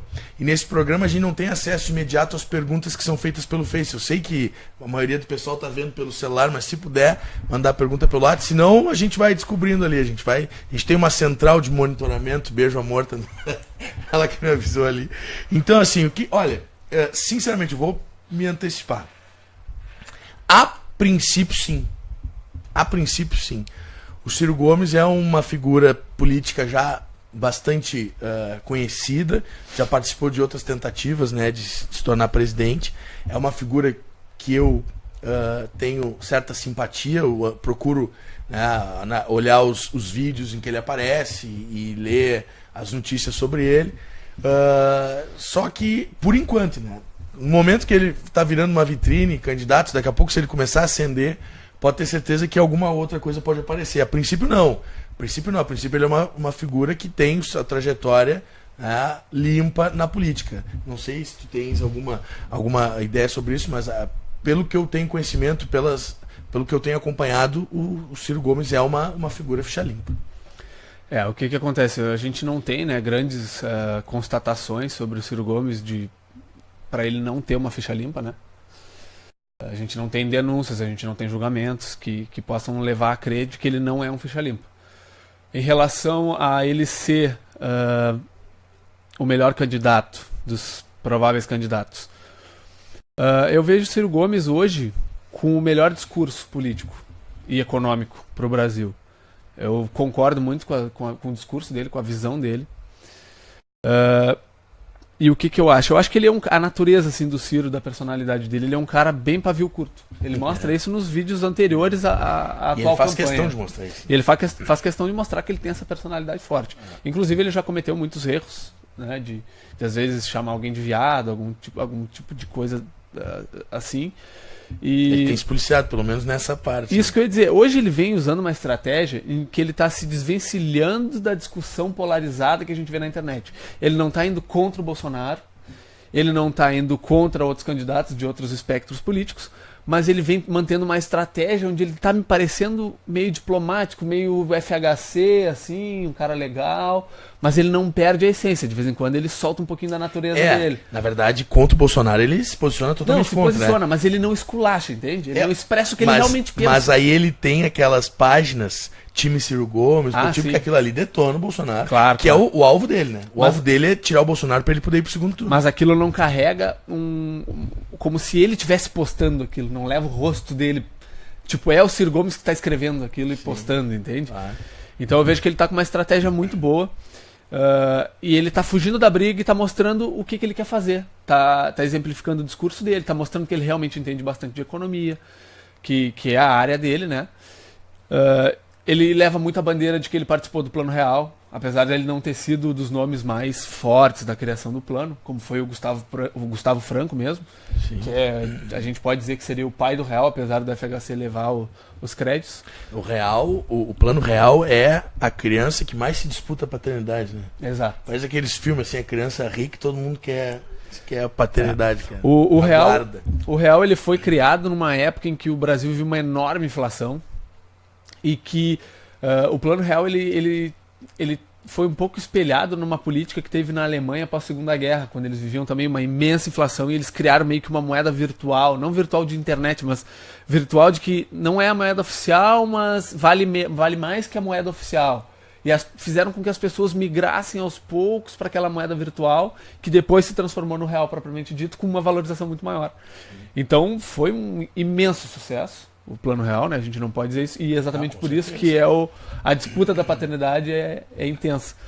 Mas então sobre o Ciro eu digo isso, eu acho que ele tem o melhor discurso hoje, é o que eu mais concordo com o discurso, mas é difícil a gente dizer que ele é o melhor candidato, porque a gente não sabe o que ele vai fazer na prática, que tipo de força ele vai ter na prática, porque muitas vezes o político ele pode até tentar, mas ele pode não conseguir, porque ele depende muito dos outros. É tudo muito interdependente, né, Léo? É tudo muito troca de favor. Política é isso aí. Política é isso, aliança, né? Ela é assim. Oposição, tem que saber lidar com isso aí. Tem que saber lidar. No Nordeste ele é um cara muito forte, então o Ceará fala muito bem dele, né, da época do governo dele. Então, o que eu acho? Eu acho que o Ciro é um bom candidato. Eu acho que ele provavelmente vai ser um dos mais votados. Eu espero. Eu acho que ele chega ali entre os 4 mais votados. Eu gosto muito de citar um grande amigo que eu tenho, que é o professor Cássio Furtado. Né? O Cássio é meu colega lá no Mário Quintana. O Cássio é uma das grandes cabeças, né, da cidade de Pelotas. Não sei se tu sabe, o Cássio é formado nos Estados Unidos em Relações Internacionais, Jornalismo e Ciência Política. E tem 2 mestrados, um na Alemanha e um na Austrália, um em Filosofia e um em Relações Internacionais. O Cássio é um cabeção, assim. Tirei meu chapéu. Não, o Cássio é fera. E o Cássio, ele acha que ainda pode vir uma opção Luciano Huck, porque agora, pela nova regra, não é? Os candidatos podem lançar sua candidatura com um tempo menor antes das eleições. Se não me engano é 3 meses agora, eu acho, né? Antes era 6 meses, agora ele pode confirmar. Então talvez ele esteja esperando, o Luciano Huck ou uma outra figura dessa, esperando para aproveitar um pouquinho mais de tempo de mídia, porque no momento que ele anunciar sua candidatura ele vai ter que sair da Globo, né? Sim. Então pode ser que, mas isso é uma opinião do meu amigo Cássio, mas eu acho que tem muito fundamento nessa opinião. Mas eu vou esperar. Como historiador, eu gosto de falar um pouquinho mais do acontecido, analisar o acontecido, que fazer um prognóstico. Né? E eu acho que o Ciro ele tem um discurso que não é bom para os grandes poderosos do Brasil. Então ele vai sofrer bastante se ele quiser manter esse discurso, né? Fiel, assim. Queria mandar um beijo para minha ex-aluna, a Franciele, que está aqui. Olha, nós estamos hoje com uma audiência impressionante. É verdade. E eu vou aproveitar para mandar um abraço pro Kim, meu parceirão que está nos assistindo. Kim Jong-un? Não.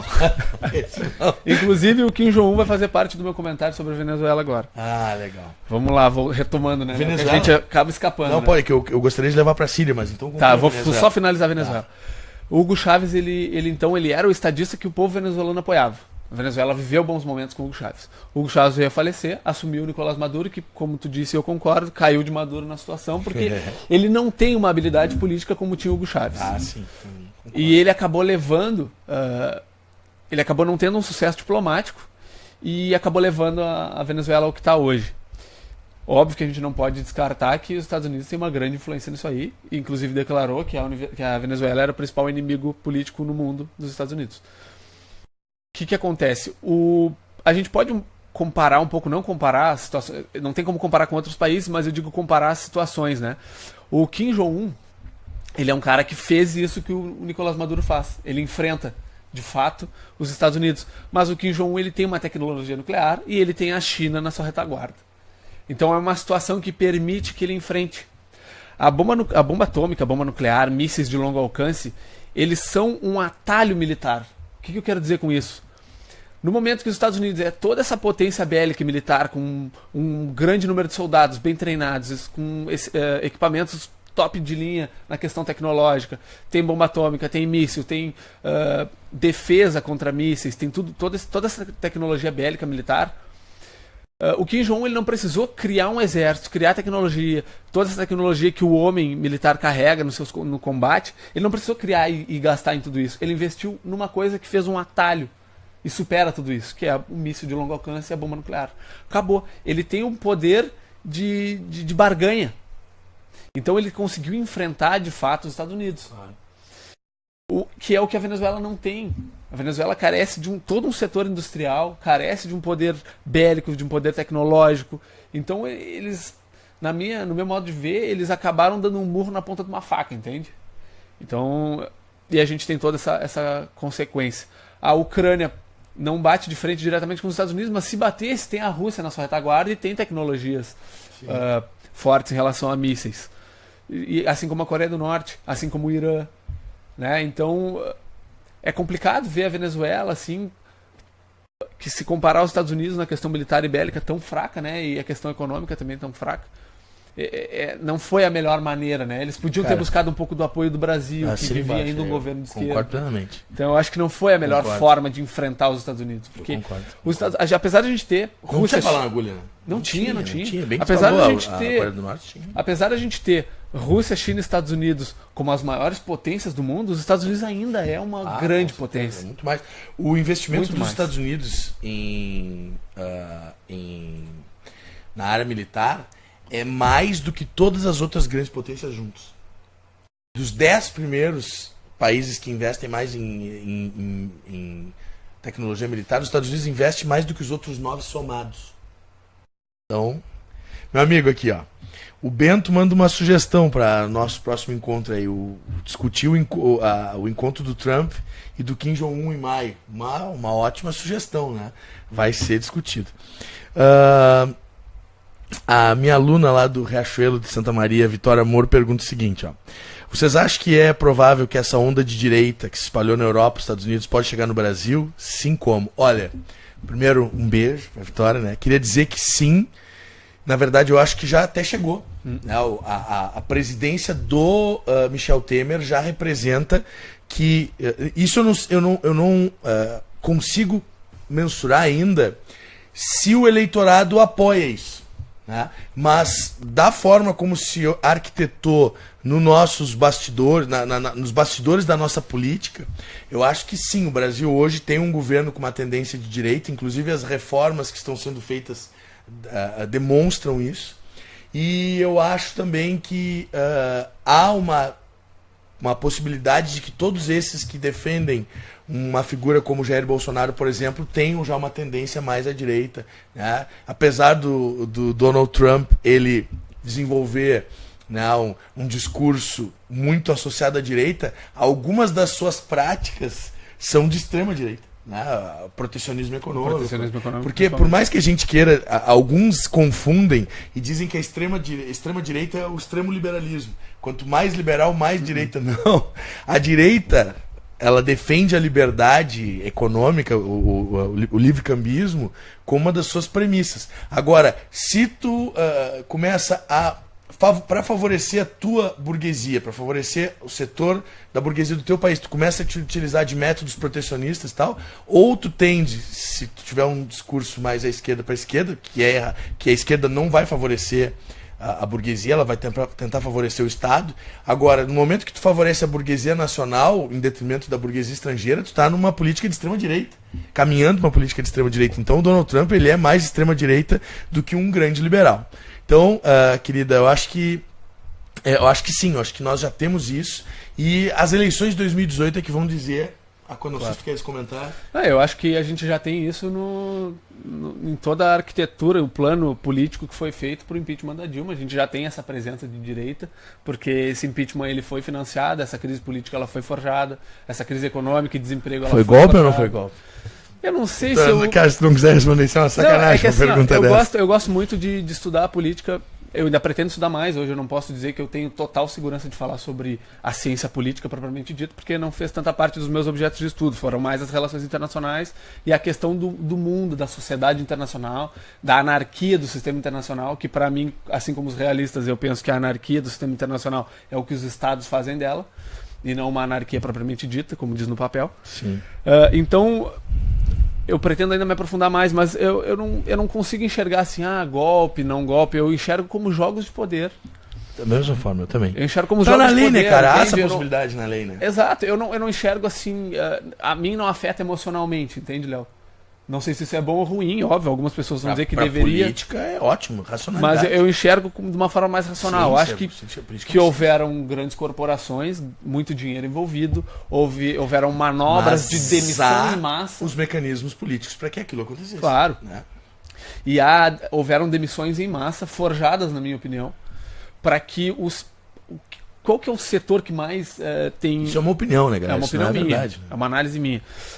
Quais são os setores da indústria brasileira que mais tem funcionários hoje? É a indústria automobilística. Então houve um foco muito grande ali, principalmente em São Paulo, de demissões em massa, para que houvesse meio que um caos político, uma situação ruim econômica e desemprego. E isso afetaria o momento político, principalmente da Dilma, que era quem estava no poder no momento. Sim. E o Temer ele foi escolhido para aquilo ali. Ah, sim. Porque se não tivesse sido escolhido, a chapa inteira teria sido derrubada no TSE e não foi. Com certeza. Então eu acho que é uma arquitetura política. Algumas lideranças econômicas aí elas se uniram. A gente não sabe quem são os nomes, ou a gente não tem às vezes como acusar quem são os nomes. São reuniões a portas fechadas, são reuniões às vezes que são pombinhos correios que levam recados e vão arquitetando toda essa questão política. Então acho que a gente já pode enxergar a partir daí uma questão de direita, de neoliberalismo, das grandes corporações influenciando na política. E levando para o lado do individualismo em detrimento da igualdade. E a gente pode ver também no Bolsonaro surgindo como uma figura com um discurso muito mais extrema-direita.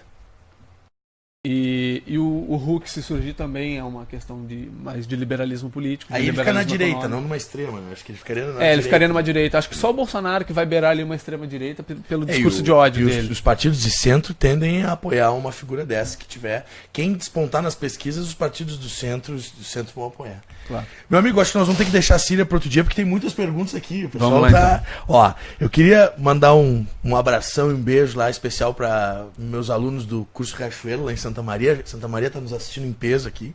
E em especial para a Vitória, lá da Núcleo Med 1. Queria mandar um beijo, que a turma está mandando um abraço para nós aí. E ela pergunta assim, ó, gostaria de saber qual seria o cenário da Venezuela para o futuro. E sobre o Brasil, vi um vídeo que falava sobre como as pessoas reagiram quando souberam que Donald Trump seria candidato a presidente dos Estados Unidos. E no mesmo instante lembrei de como as pessoas reagem em relação ao Bolsonaro. É possível que ele seja eleito? Quais seriam as consequências caso isso acontecesse? Então, primeiro vamos tentar fazer uma projeção de Venezuela e depois vamos analisar essa questão do Bolsonaro. Gostaria que tu começasse, meu amigo. Tá. Eu assisti uma análise do Felipe Martins, que foi estudante de Relações Internacionais aqui na UFPEL, e depois ele acabou indo para a UNB, ele pediu transferência, se formou lá na UNB em Relações Internacionais e ele vai muito para o lado da política doméstica dos Estados Unidos, ele faz uma análise política dos Estados Unidos e ele foi o cara no mundo, Léo, no mundo, ele foi o cara que mais acertou resultados da política dos Estados Unidos. O que ele fez? Ele analisou estado por estado, toda a conjuntura, questões históricas, tudo mais. Ele até tem uma entrevista dele muito legal no site da Infomoney, que foi publicado. E o que ele fez? Ele acertou 48 resultados em 50 estados. E no mundo, ele foi o cara que mais acertou estados.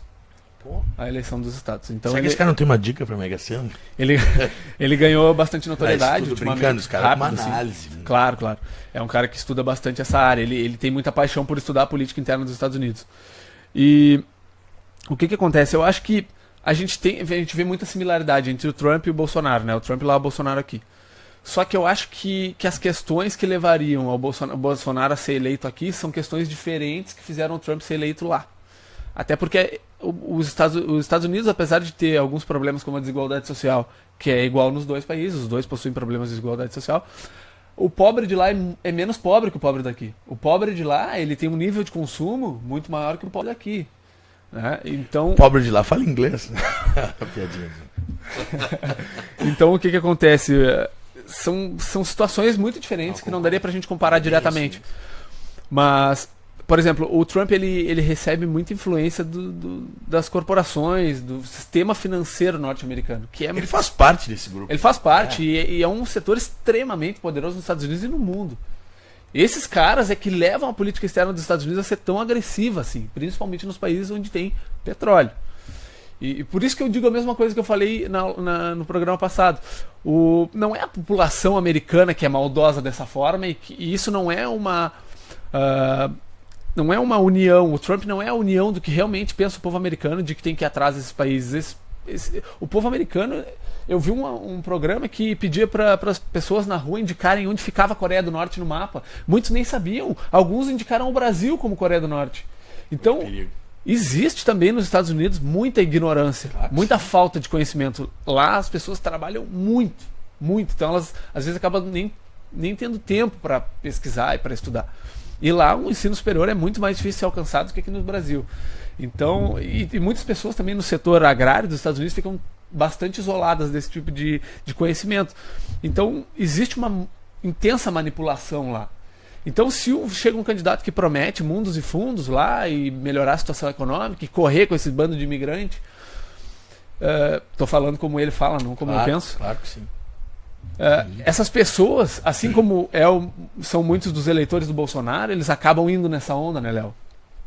E o Bolsonaro, ele é muito diferente do Trump. Ele não é um cara do business, de sucesso e tal. O que ele é? Ele é um cara que viveu a vida inteira na política. E eu até trago uma questão que eu acho que merece uma reflexão, mesmo que a pessoa apoie o Bolsonaro 100%, que é o seguinte: o Bolsonaro está há 30 anos e ele é o deputado do Rio de Janeiro, sempre eleito pelo Rio de Janeiro, com a maior quantidade de votos. O que ele melhorou na segurança pública do Rio de Janeiro? Né? O que ele melhorou na segurança pública do Rio de Janeiro? Olha o resultado. E ele estava lá há 30 anos. O que ele influenciou? O que ele melhorou? Né, Léo? Então, eu acho que isso é interessante. A gente tem que olhar para isso aí quando a gente vai escolher um candidato. Com certeza. Eu vejo ele como um cara muito, muito simplista. Eu não acho que um presidente tenha que saber tudo de tudo. Tudo de economia, tudo de saúde pública. Mas não pode saber nada de nada. Mas não pode saber nada de nada. Não pode dizer, eu vou botar o fulano, ciclano e beltrano para fazer por mim. Não é assim que funciona. Né? Ele tem que saber o que está acontecendo, ele tem que saber com quem esses possíveis ministros que ele colocaria se relacionam, que interesses eles defendem. Né? Então ele tem que ter um mínimo de conhecimento, o mínimo, e eu acredito que ele não tem. E é por isso que eu vejo no Ciro um melhor candidato, porque ele é um cara que tem mais conhecimento, é um político profissional, assim como o Bolsonaro, mas eu acho que ele tem melhores resultados. E eu acho que ele tem melhores conhecimentos. Se ele realmente vai fazer, eu não estou defendendo aqui dizendo votem no Ciro. Não é isso que eu estou dizendo.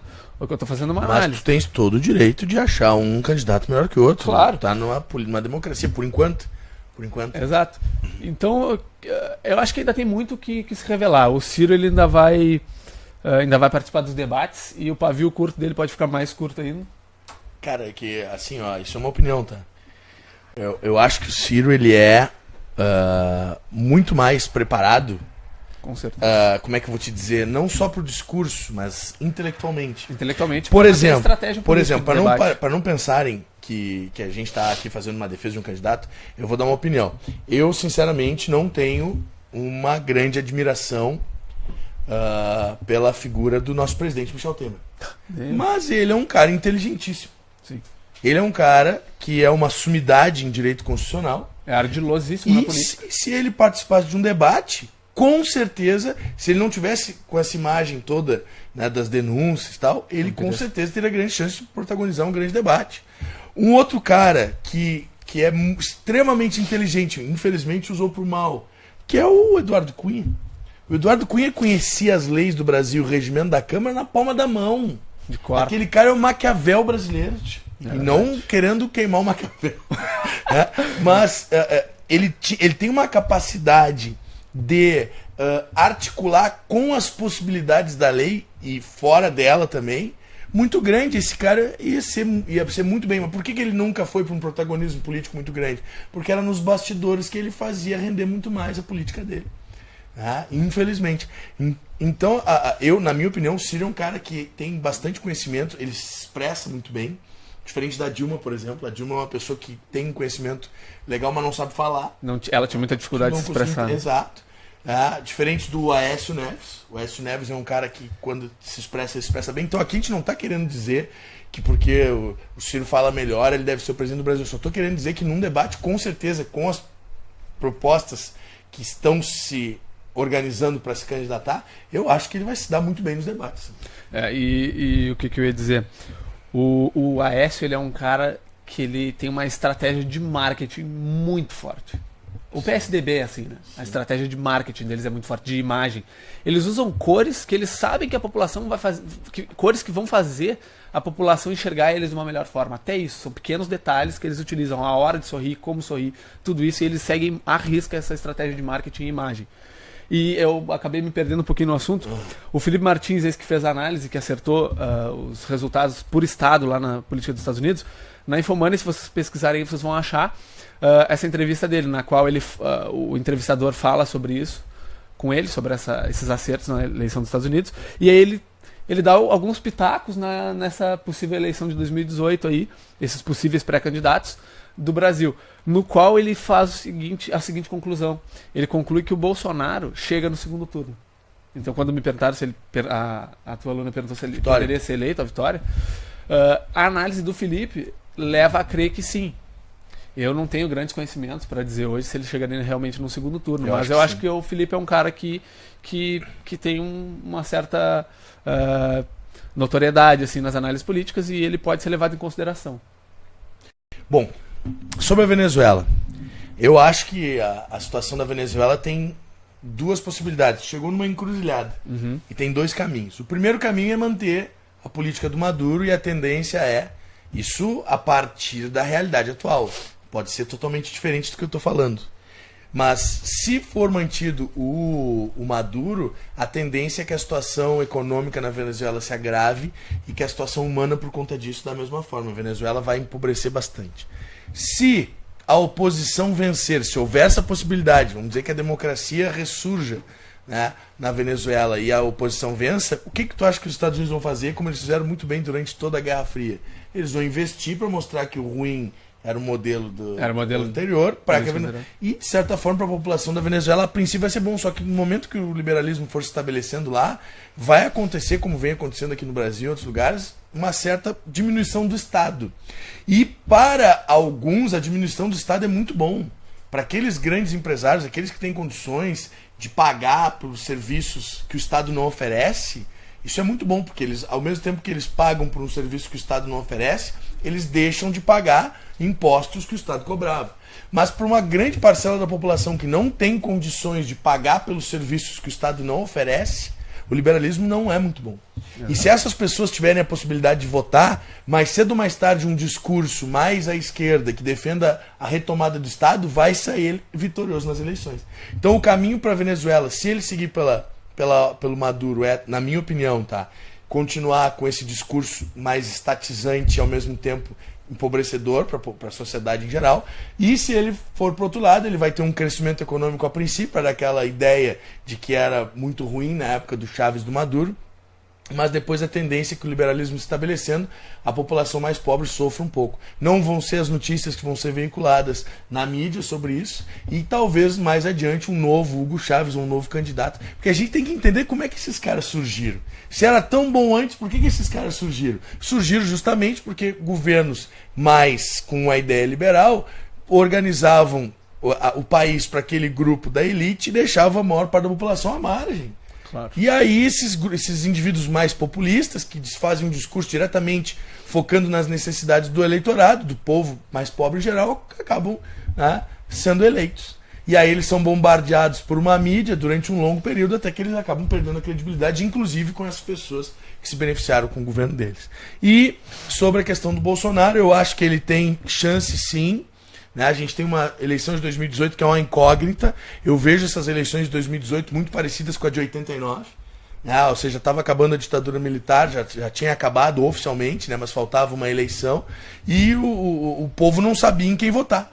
O povo não estava naquela, se falava um pouco muito do Lula, se falava do Brizola, acreditava que esses dois iam fazer o segundo turno, mas na verdade uma figura desconhecida para a política nacional, conhecido só lá em Alagoas, acabou disparando e vencendo as eleições. Aqui no Rio Grande do Sul, em algumas oportunidades, nós tivemos políticos que estavam lá atrás nas pesquisas iniciais, como foi o caso do Sartori e do Rigoto, na outra vez do PMDB, e eles acabaram, né, na corrida, com todo um investimento, um apoio de setores estratégicos, e acabaram conseguindo ascender. Eu acho que o Bolsonaro tem chance sim, só que eu acho que aí, quando o Bolsonaro chegar no governo, se é que isso vai acontecer, isso, na minha opinião, particularmente eu espero que não, mas eu respeito aqueles que defendem, eu acredito que quando ele chegar lá, o grande discurso dele vai cair por terra, porque ele não vai ter apoio parlamentar para aprovar a maior parte das coisas. Ele está procurando um partido nanico para se candidatar, porque os partidos maiores, que vão com certeza ganhar o legislativo, não querem apoiar o Bolsonaro. Exato. Então ele não vai ter governabilidade. É ilusão achar que ele vai chegar lá e os militares vão apoiar um novo golpe. Isso não vai acontecer. Então isso é uma perspectiva minha. Eu acho que... E da mesma forma que, como deputado durante 30 anos no Rio de Janeiro, ele não teve poder de influenciar as coisas lá dentro. Mas aí o que um contra-argumento podia te dizer? Mas sabe o que aconteceu, William? Ele tentou aprovar, só como as propostas dele eram propostas que favoreciam o povo, os corruptos disseram que não. Os caras vão dizer assim, ele nunca se envolveu com chinelagem, ele nunca se envolveu com corrupto, ele não tá lá. O Bolsonaro é um cara que agora começaram a aparecer algumas acusações de corrupção em relação a ele. Tá? Muitas delas são questionadas. Só que eu concordo totalmente contigo, o cara tá lá há muito tempo e nunca apresentou um projeto útil. Mas também a gente tem que entender que para tu apresentar um projeto no meio político, tu tem que fazer acordos, né? Ó, apoia meu projeto aí que eu apoio o teu lá adiante. Então, um cara que defende Bolsonaro pode te contra-argumentar nesse sentido. Tá, e aí? É melhor que ele não tenha aprovado nada do que ele tenha, para aprovar o projeto dele, ter se vendido para outros caras. Mas a minha questão não é acusar que ele não é competente para fazer um projeto. E sim que ele não tem a habilidade política de fazer o projeto dele chegar no fim da linha. Da mesma forma que eu acho que como presidente ele não vai conseguir fazer os projetos que ele tem no discurso hoje, esses mais radicais, chegarem no fim da linha. Para tu fazer um projeto teu chegar ao final da linha, tu tem que ceder. E às vezes ceder é te comprometer uma coisa que tu não quer. E na presidência da República, tu não tem só, tu tem que convencer um parlamento a ceder. E outra coisa, se o parlamento quiser aprovar uma lei e o presidente vetar, o que acontece? Volta para o Congresso. E se o Congresso aprovar, nem passa pelo presidente, já vai ser sancionado direto. Ou seja, o Bolsonaro ele não tem grandes condições de fazer tudo que ele diz. Talvez até o discurso dele seja... Talvez até o Bolsonaro seja a pessoa que menos acredita no discurso dele. Até porque não é só ele, não depende só dele. E é isso que as pessoas têm que enxergar, não depende só dele. Claro. Tem que ter uma coerência dentro da Câmara dos Deputados, tem que ter às vezes uma coerência no Senado, para que aquelas políticas cheguem até o fim da linha. William, pergunta do Eduardo Fischer. Se a China superar os Estados Unidos economicamente, pode colocar a democracia em xeque? Olha, eu acredito que não. A cultura oriental, a cultura da China, a história da China é muito legal de se estudar. Eu tive no primeiro semestre uma cadeira de História das Relações Internacionais, que tu citou no último programa, e a professora Fernanda deu algumas aulas. A gente analisou toda a questão da história do Império Chinês, como foi a formação do território e tudo mais, e é muito legal de se estudar. Até eu recomendo assim, que se busque, né, por outras fontes, por livros e tal, porque é bastante legal de se estudar isso aí. E a gente vê que a cultura chinesa, ela remete a esse tipo de situação política, onde tu tens uma figura política como um soberano. O que eu vejo hoje na China? A China, ela na prática, ela é um sistema onde se tem praticamente um soberano, que toma decisões às vezes até unilaterais, porque a política interna deles permite, a legislação deles permite, e que a população está bem com isso. porque isso segue mais ou menos a questão que eles tinham nos antepassados, do imperador. Isso está muito enraizado na cultura milenar chinesa. Então, eu não acredito que seja uma ameaça, porque o Brasil, a América Latina toda, né, ela é criada já num sistema ocidental, um sistema europeu, que também os Estados Unidos vão ser...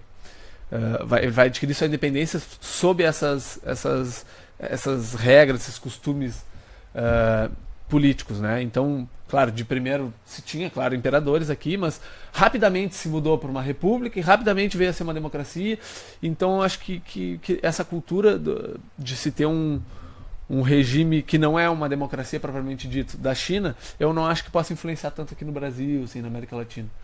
Não vejo muito dessa forma, mas eu acho que a China pode sim liderar alguns movimentos em que enxerga o Estado realmente como um protetor das pessoas, o Estado como o protagonista do desenvolvimento, o Estado como protagonista das políticas sociais, e não uma política tão neoliberal. Eu acho que esse é o grande medo dos Estados Unidos, numa influência chinesa aqui no Brasil e na América Latina. E sobre isso, tem um documentário muito bom, que assim, os Estados Unidos, eles têm uma legislação que a cada 50 anos, todas as entrevistas do presidente, elas são liberadas. Tudo é liberado. E o que aconteceu? 2000 e alguma coisa agora, foram liberadas a documentação, 2014, acho que foi, 2004. Faço uns cálculos aí de 50 anos. Foram liberados todos os documentos e as entrevistas dos presidentes que tiveram no poder nos Estados Unidos na época da ditadura aqui no Brasil e na América Latina. 14. Isso, 14. E tem um documentário muito bom, que é O Dia que Durou 21 Anos. Nesse documentário, esse documentário ele é todo baseado nessas documentações, gravações, entrevistas de embaixadores, de presidentes dos Estados Unidos, políticos influentes e tal. E aí se vê todo o plano que foi arquitetado para causar esse caos e essa tomada de poder na América Latina. Né? Então, naquela época, houve um temor que era expressado pelos Estados Unidos, que era... e aí algumas pessoas vão dizer que o Brasil se tornasse uma nova Cuba. Porque na época Cuba já era contra os Estados Unidos, já estava nesse embate. Só que não era esse o temor dos Estados Unidos. E o embaixador americano da época, ele fala: o medo é que o Brasil se torne uma nova China. Naquela época se falava. E olhando para aquela época, eu não vejo o Brasil se tornando uma nova China, nem uma nova Cuba. Porque eu acho que a cultura brasileira, ela segue uma natureza e uma lógica, e que essa natureza da cultura brasileira, ela é dispensada. E se tenta cada vez mais impor modelos neoliberais e modelos diferentes desses modelos neoliberais que não respeitam a natureza do povo brasileiro. Eu acho que é por isso que a gente vive tanto um caos político e esse ciclo tão curto de crises políticas. Porque vai para a mão de um que vai para tendências neoliberais, vai para a mão de outro que vai para tendências que não são a da natureza do povo brasileiro. E a gente fica sempre para um lado e para o outro, e sempre nesse caos político não encontra um ponto de equilíbrio da política brasileira. E eu acho que a gente ainda está evoluindo para isso.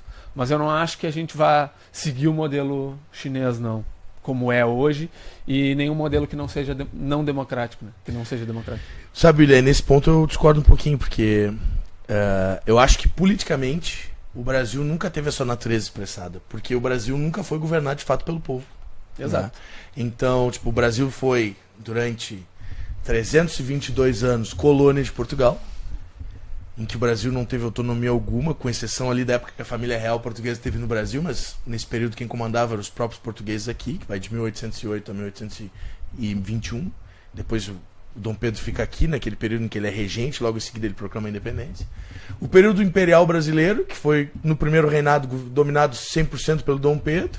O período regencial e o segundo reinado, com um revezamento entre o Dom Pedro I e as elites do Brasil. Pouquíssimas.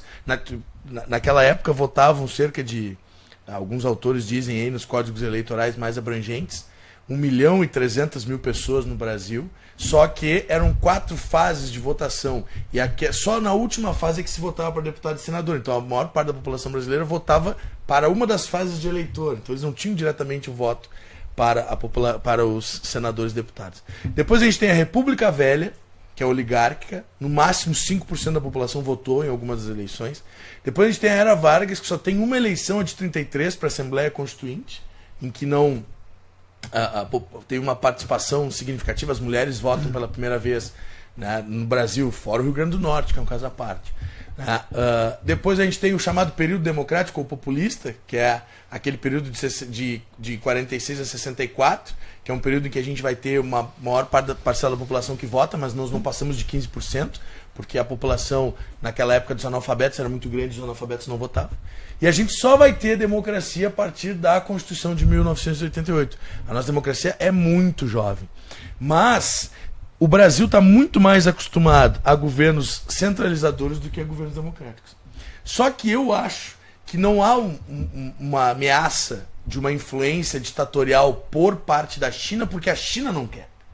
Se tu lembrar da Guerra Fria, tu vai lembrar que a União Soviética, os aliados dela, ela ia lá e colocava governos fantoches, ditatoriais de esquerda, soviéticos, né, comunistas, e esses governos muitas vezes eram extremamente rejeitados pela sua população, e a União Soviética tinha que bancar o militarismo, muitas vezes até invadir, como aconteceu na Tchecoslováquia, como aconteceu na Hungria e na Polônia, para manter esses governos. A China não tem esse interesse, porque imagina se a China saísse difundindo o reflexo do seu modelo político por aí, a sua ditadura lá do Partido Comunista Chinês, ele teria que bancar nesses países que são satélites do seu governo um militarismo fora do seu território ou muito longe da sua área de atuação.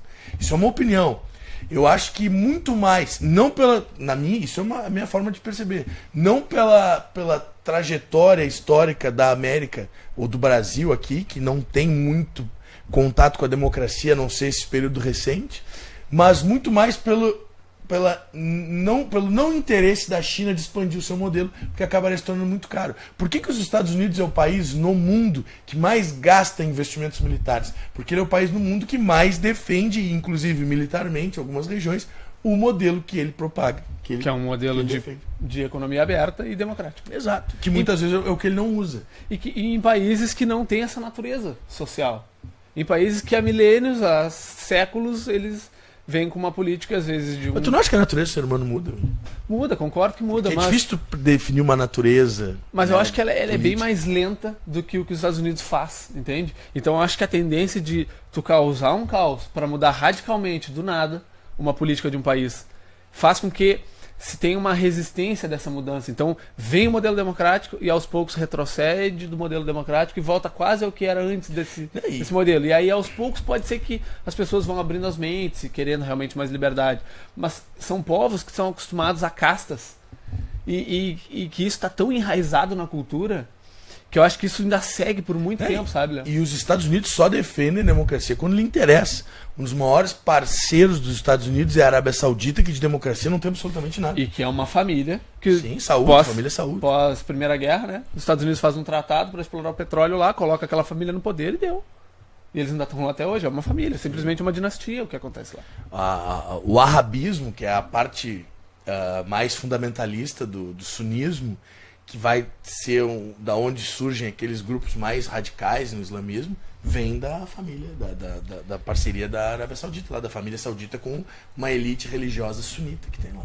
E aí tu enxerga que eles não são exatamente contra modelos ditatoriais e não democráticos, eles são contra o apoio à ditadura do Egito lá, que agora está disfarçada com uma eleição de um militar, mas que é o Egito, a Irmandade Muçulmana que teria vencido as eleições foi derrubada por um golpe militar no Egito. Os Estados Unidos apoiou. Eles seriam contra a Arábia Saudita se isso fizesse parte realmente do objetivo deles. Claro. A democracia, se a democracia fosse a maior parte, o maior objetivo da política externa dos Estados Unidos, eles interviriam na Arábia Saudita. A China é a mesma coisa. Por que eles vão estar defendendo um governo ditatorial no Brasil, por exemplo? Por que eles se vão é muito mais fácil eles só negociar com o Brasil? A China se adaptou economicamente ao modelo do mundo. Exato. A China é economicamente um dos países mais bem adaptados ao neoliberalismo. No entanto, dentro eles mantêm uma política extremamente centralizada, totalmente monolítica, de um lado só, de um único partido, que é o Partido Comunista Chinês. E eles lidam muito bem com o neoliberalismo através das suas zonas econômicas especiais. Tá? E eles não têm interesse em propagandear isso, diferente dos Estados Unidos, que é aquilo que a gente falou na outra aula. Nas relações internacionais existe uma análise de soft power e hard power. Né? O hard power da China é muito forte, mas o soft power da China ainda não é tão grande. Ela vem melhorando isso. Mas ela vem melhorando muito. Vem melhorando, mas ainda não é como dos Estados Unidos. Exato. Os Estados Unidos influenciam os outros países pela sua imagem, muitas vezes sem dizer diretamente. Através do sucesso que as suas séries de televisão fazem, os seus filmes. A indústria hollywoodiana é extremamente poderosa. Uma indústria cultural que é um soft power. Assim como o futebol do Brasil é um grande soft power aí fora. Sim. Né? O samba, a caipirinha, o carnaval. Isso é um modelo de soft power. São formas culturais que a gente tem de influenciar na cultura dos outros. Por isso que, infelizmente, não se leva o Brasil a sério. Porque se olha para o Brasil para futebol e para festa. Internacionalmente é o que a gente mais tem. Agora, quando a gente trabalha muito... Por que muitos intelectuais brasileiros que são excelentes não fazem sucesso ou não têm as suas teorias adotadas fora do Brasil? Porque o Brasil ainda não tem um soft power bastante significativo nesse sentido. Um detalhe, assim, fugindo um pouquinho do assunto. Esses tempos, uns meses atrás, eu li uma matéria que dizia que a Anitta tinha sido a primeira... Falou dos intelectuais, né? Normalmente a gente acompanha os intelectuais e aí vem Chico Buarque, esses caras que são artistas também, né? A gente não pode classificar a Anitta como uma intelectual, mas como um artista de intenso e imenso sucesso, né? E aí se tem ela como a primeira cantora a fazer realmente um sucesso estrondoso no mundo inteiro, né? Só que o que tu percebe? Ela se enquadrou na cultura norte-americana, na cultura australiana. Cantou o que eles querem ouvir. Claro. Ela se enquadrou para fazer sucesso. Não houve a passagem da cultura brasileira para lá. Não foi o funk da Anitta, do início da Anitta, que foi para lá. Ela se enquadrou, fez parcerias com alguns cantores de lá e cantores latinos que fazem muito sucesso nos Estados Unidos. Os Estados Unidos ele tem uma influência latina muito, muito forte, principalmente na Flórida. Então, ocasionou esse sucesso dela. Mas a gente vê que não é soft power nosso. Sim, claro que não. Né, Léo? Com certeza. E o futebol é. O futebol sim. O futebol é muito forte. O do Brasil tem muita influência lá faz fora. muito sucesso mesmo, já há muitos anos sem atuar em alto nível. Agora se aposentou, mas o Ronaldinho é uma figura conhecidíssima no mundo inteiro. O Ronaldinho é o principal influenciador do futebol nos Estados Unidos. Ele é o principal ator que influencia na Flórida, onde grandes empresários lá estão investindo muito em futebol, estão criando times. E eu acredito que se eles conseguirem atingir a veia ali da vontade americana de colocar o futebol como um esporte expoente lá dentro, o futebol com os pés, não o futebol americano, que lá hoje é o mais forte, né? Pode ser que os Estados Unidos venham a ter grandes clubes muito próximos a Real Madrid e Barcelona, porque os Estados Unidos têm grandes empresas com muito dinheiro que têm condições de fazer isso aí. É que não vão ter estádios tão cheios, por isso que não se tem hoje esse investimento lá. No início, bota um time dos Estados Unidos ganhando campeonato continental e campeonato mundial, coisa assim, ver se eles não. É que também o campeonato continental deles é mais fraco, né? Como uma Libertadores, né? Mas, meu amigo, quase 2 horas de programa hoje, nós nos estendemos e não conseguimos terminar nossa pauta, né? A Síria ficou no próximo programa. Semana que vem eu vou receber aqui o meu amigo Rodrigo Duval e aí depois a gente combina uma outra data para tu voltar aqui com o maior prazer, tu é o nosso parceiro. E tendo indicação de leitura, se tu quiser indicar links para os nossos internet espectadores lerem ou textos, o Discutindo Atualidade está à tua disposição. Eu vou passar umas fontes, vou colocar provavelmente no comentário ali do vídeo. E aí o pessoal vai poder ter acesso então a essas fontes. E alguns livros também posso colocar os nomes ali. Para esse próximo programa que a gente vai falar da Síria, acho que o Léo vai poder contribuir bastante, porque ele fez uma bela de uma monografia relacionada à geopolítica da Síria, que é a melhor forma de se analisar a situação da Síria atual. Então hoje a gente expandiu bastante, eu agradeço, Léo, mais uma vez pela oportunidade de participar aqui. Assuntos bem mais delicados, bem mais difíceis de falar, né? A gente tem que sair bastante da zona de conforto para buscar e às vezes acaba até não tendo uma assertividade tão grande, mas a gente tem que se arriscar, né? É verdade. É assim que a gente sai da zona de conforto e acaba evoluindo e vencendo a preguiça. É verdade. Então eu te agradeço a todos que nos acompanharam ao longo dessas 2 horas numa sexta-feira que pede uma baita de uma cerveja ou talvez... Pré-night, né? Pré-night. Ou um vinho, né? Daqui a pouco uma carne, porque esfriou bastante. Agradeço bastante, agradeço a contribuição de todos, as perguntas que a gente teve nesse programa que não tivemos no primeiro. E se alguém quiser me pedir alguma coisa ali nos comentários, eu estou à disposição. Estou em recesso da faculdade agora. E muito obrigado a todos, muito obrigado, Léo, de novo. Uma grande honra de estar participando aqui e fazer parte do teu círculo de amizades e desse projeto aqui. Meu amigo, eu que te agradeço imensamente a parceria. Como disse, tu é um parceiro do Discutindo Atualidades. Eu queria agradecer também aos nossos internet espectadores. Tu viste que a nossa audiência hoje foi altíssima, altíssimo, o programa inteiro, assim. E olha que foi um programa extremamente longo, fugiu. Geralmente o Discutindo Atualidades vai ter 1 hora, mas hoje nós chegamos a quase 2 horas. Queria agradecer, queria pedir desculpas àqueles que mandaram mensagens pelo Face e que eu não citei o nome. Aqueles que mandaram mensagem pelo WhatsApp, a gente respondeu a todos, né? E agradecer muito, acho que chegou mais alguma aqui, vamos ver rapidinho. Queria agradecer muito aos meus alunos do curso Riachuelo, lá em Santa Maria. Queria agradecer muito aos meus alunos da Escola Mário Quintana e do curso Fleming aqui de Pelotas, né, que participam sempre mandando mensagens. As perguntas que chegaram agora para o final, por conta do horário, nós vamos deixar para a semana que vem. Tá? Eu respondo logo no início do programa, ou então, de repente, deixamos aí um vídeo, né, no meio da semana, colocamos aí pro pessoal com respostas rápidas. Tal. Então, galera, muito obrigado pela audiência, né? E até a próxima semana. Tenham um ótimo final de semana. E meus alunos do Fleming, amanhã é Filosofia na Veia. Muito obrigado e até a próxima.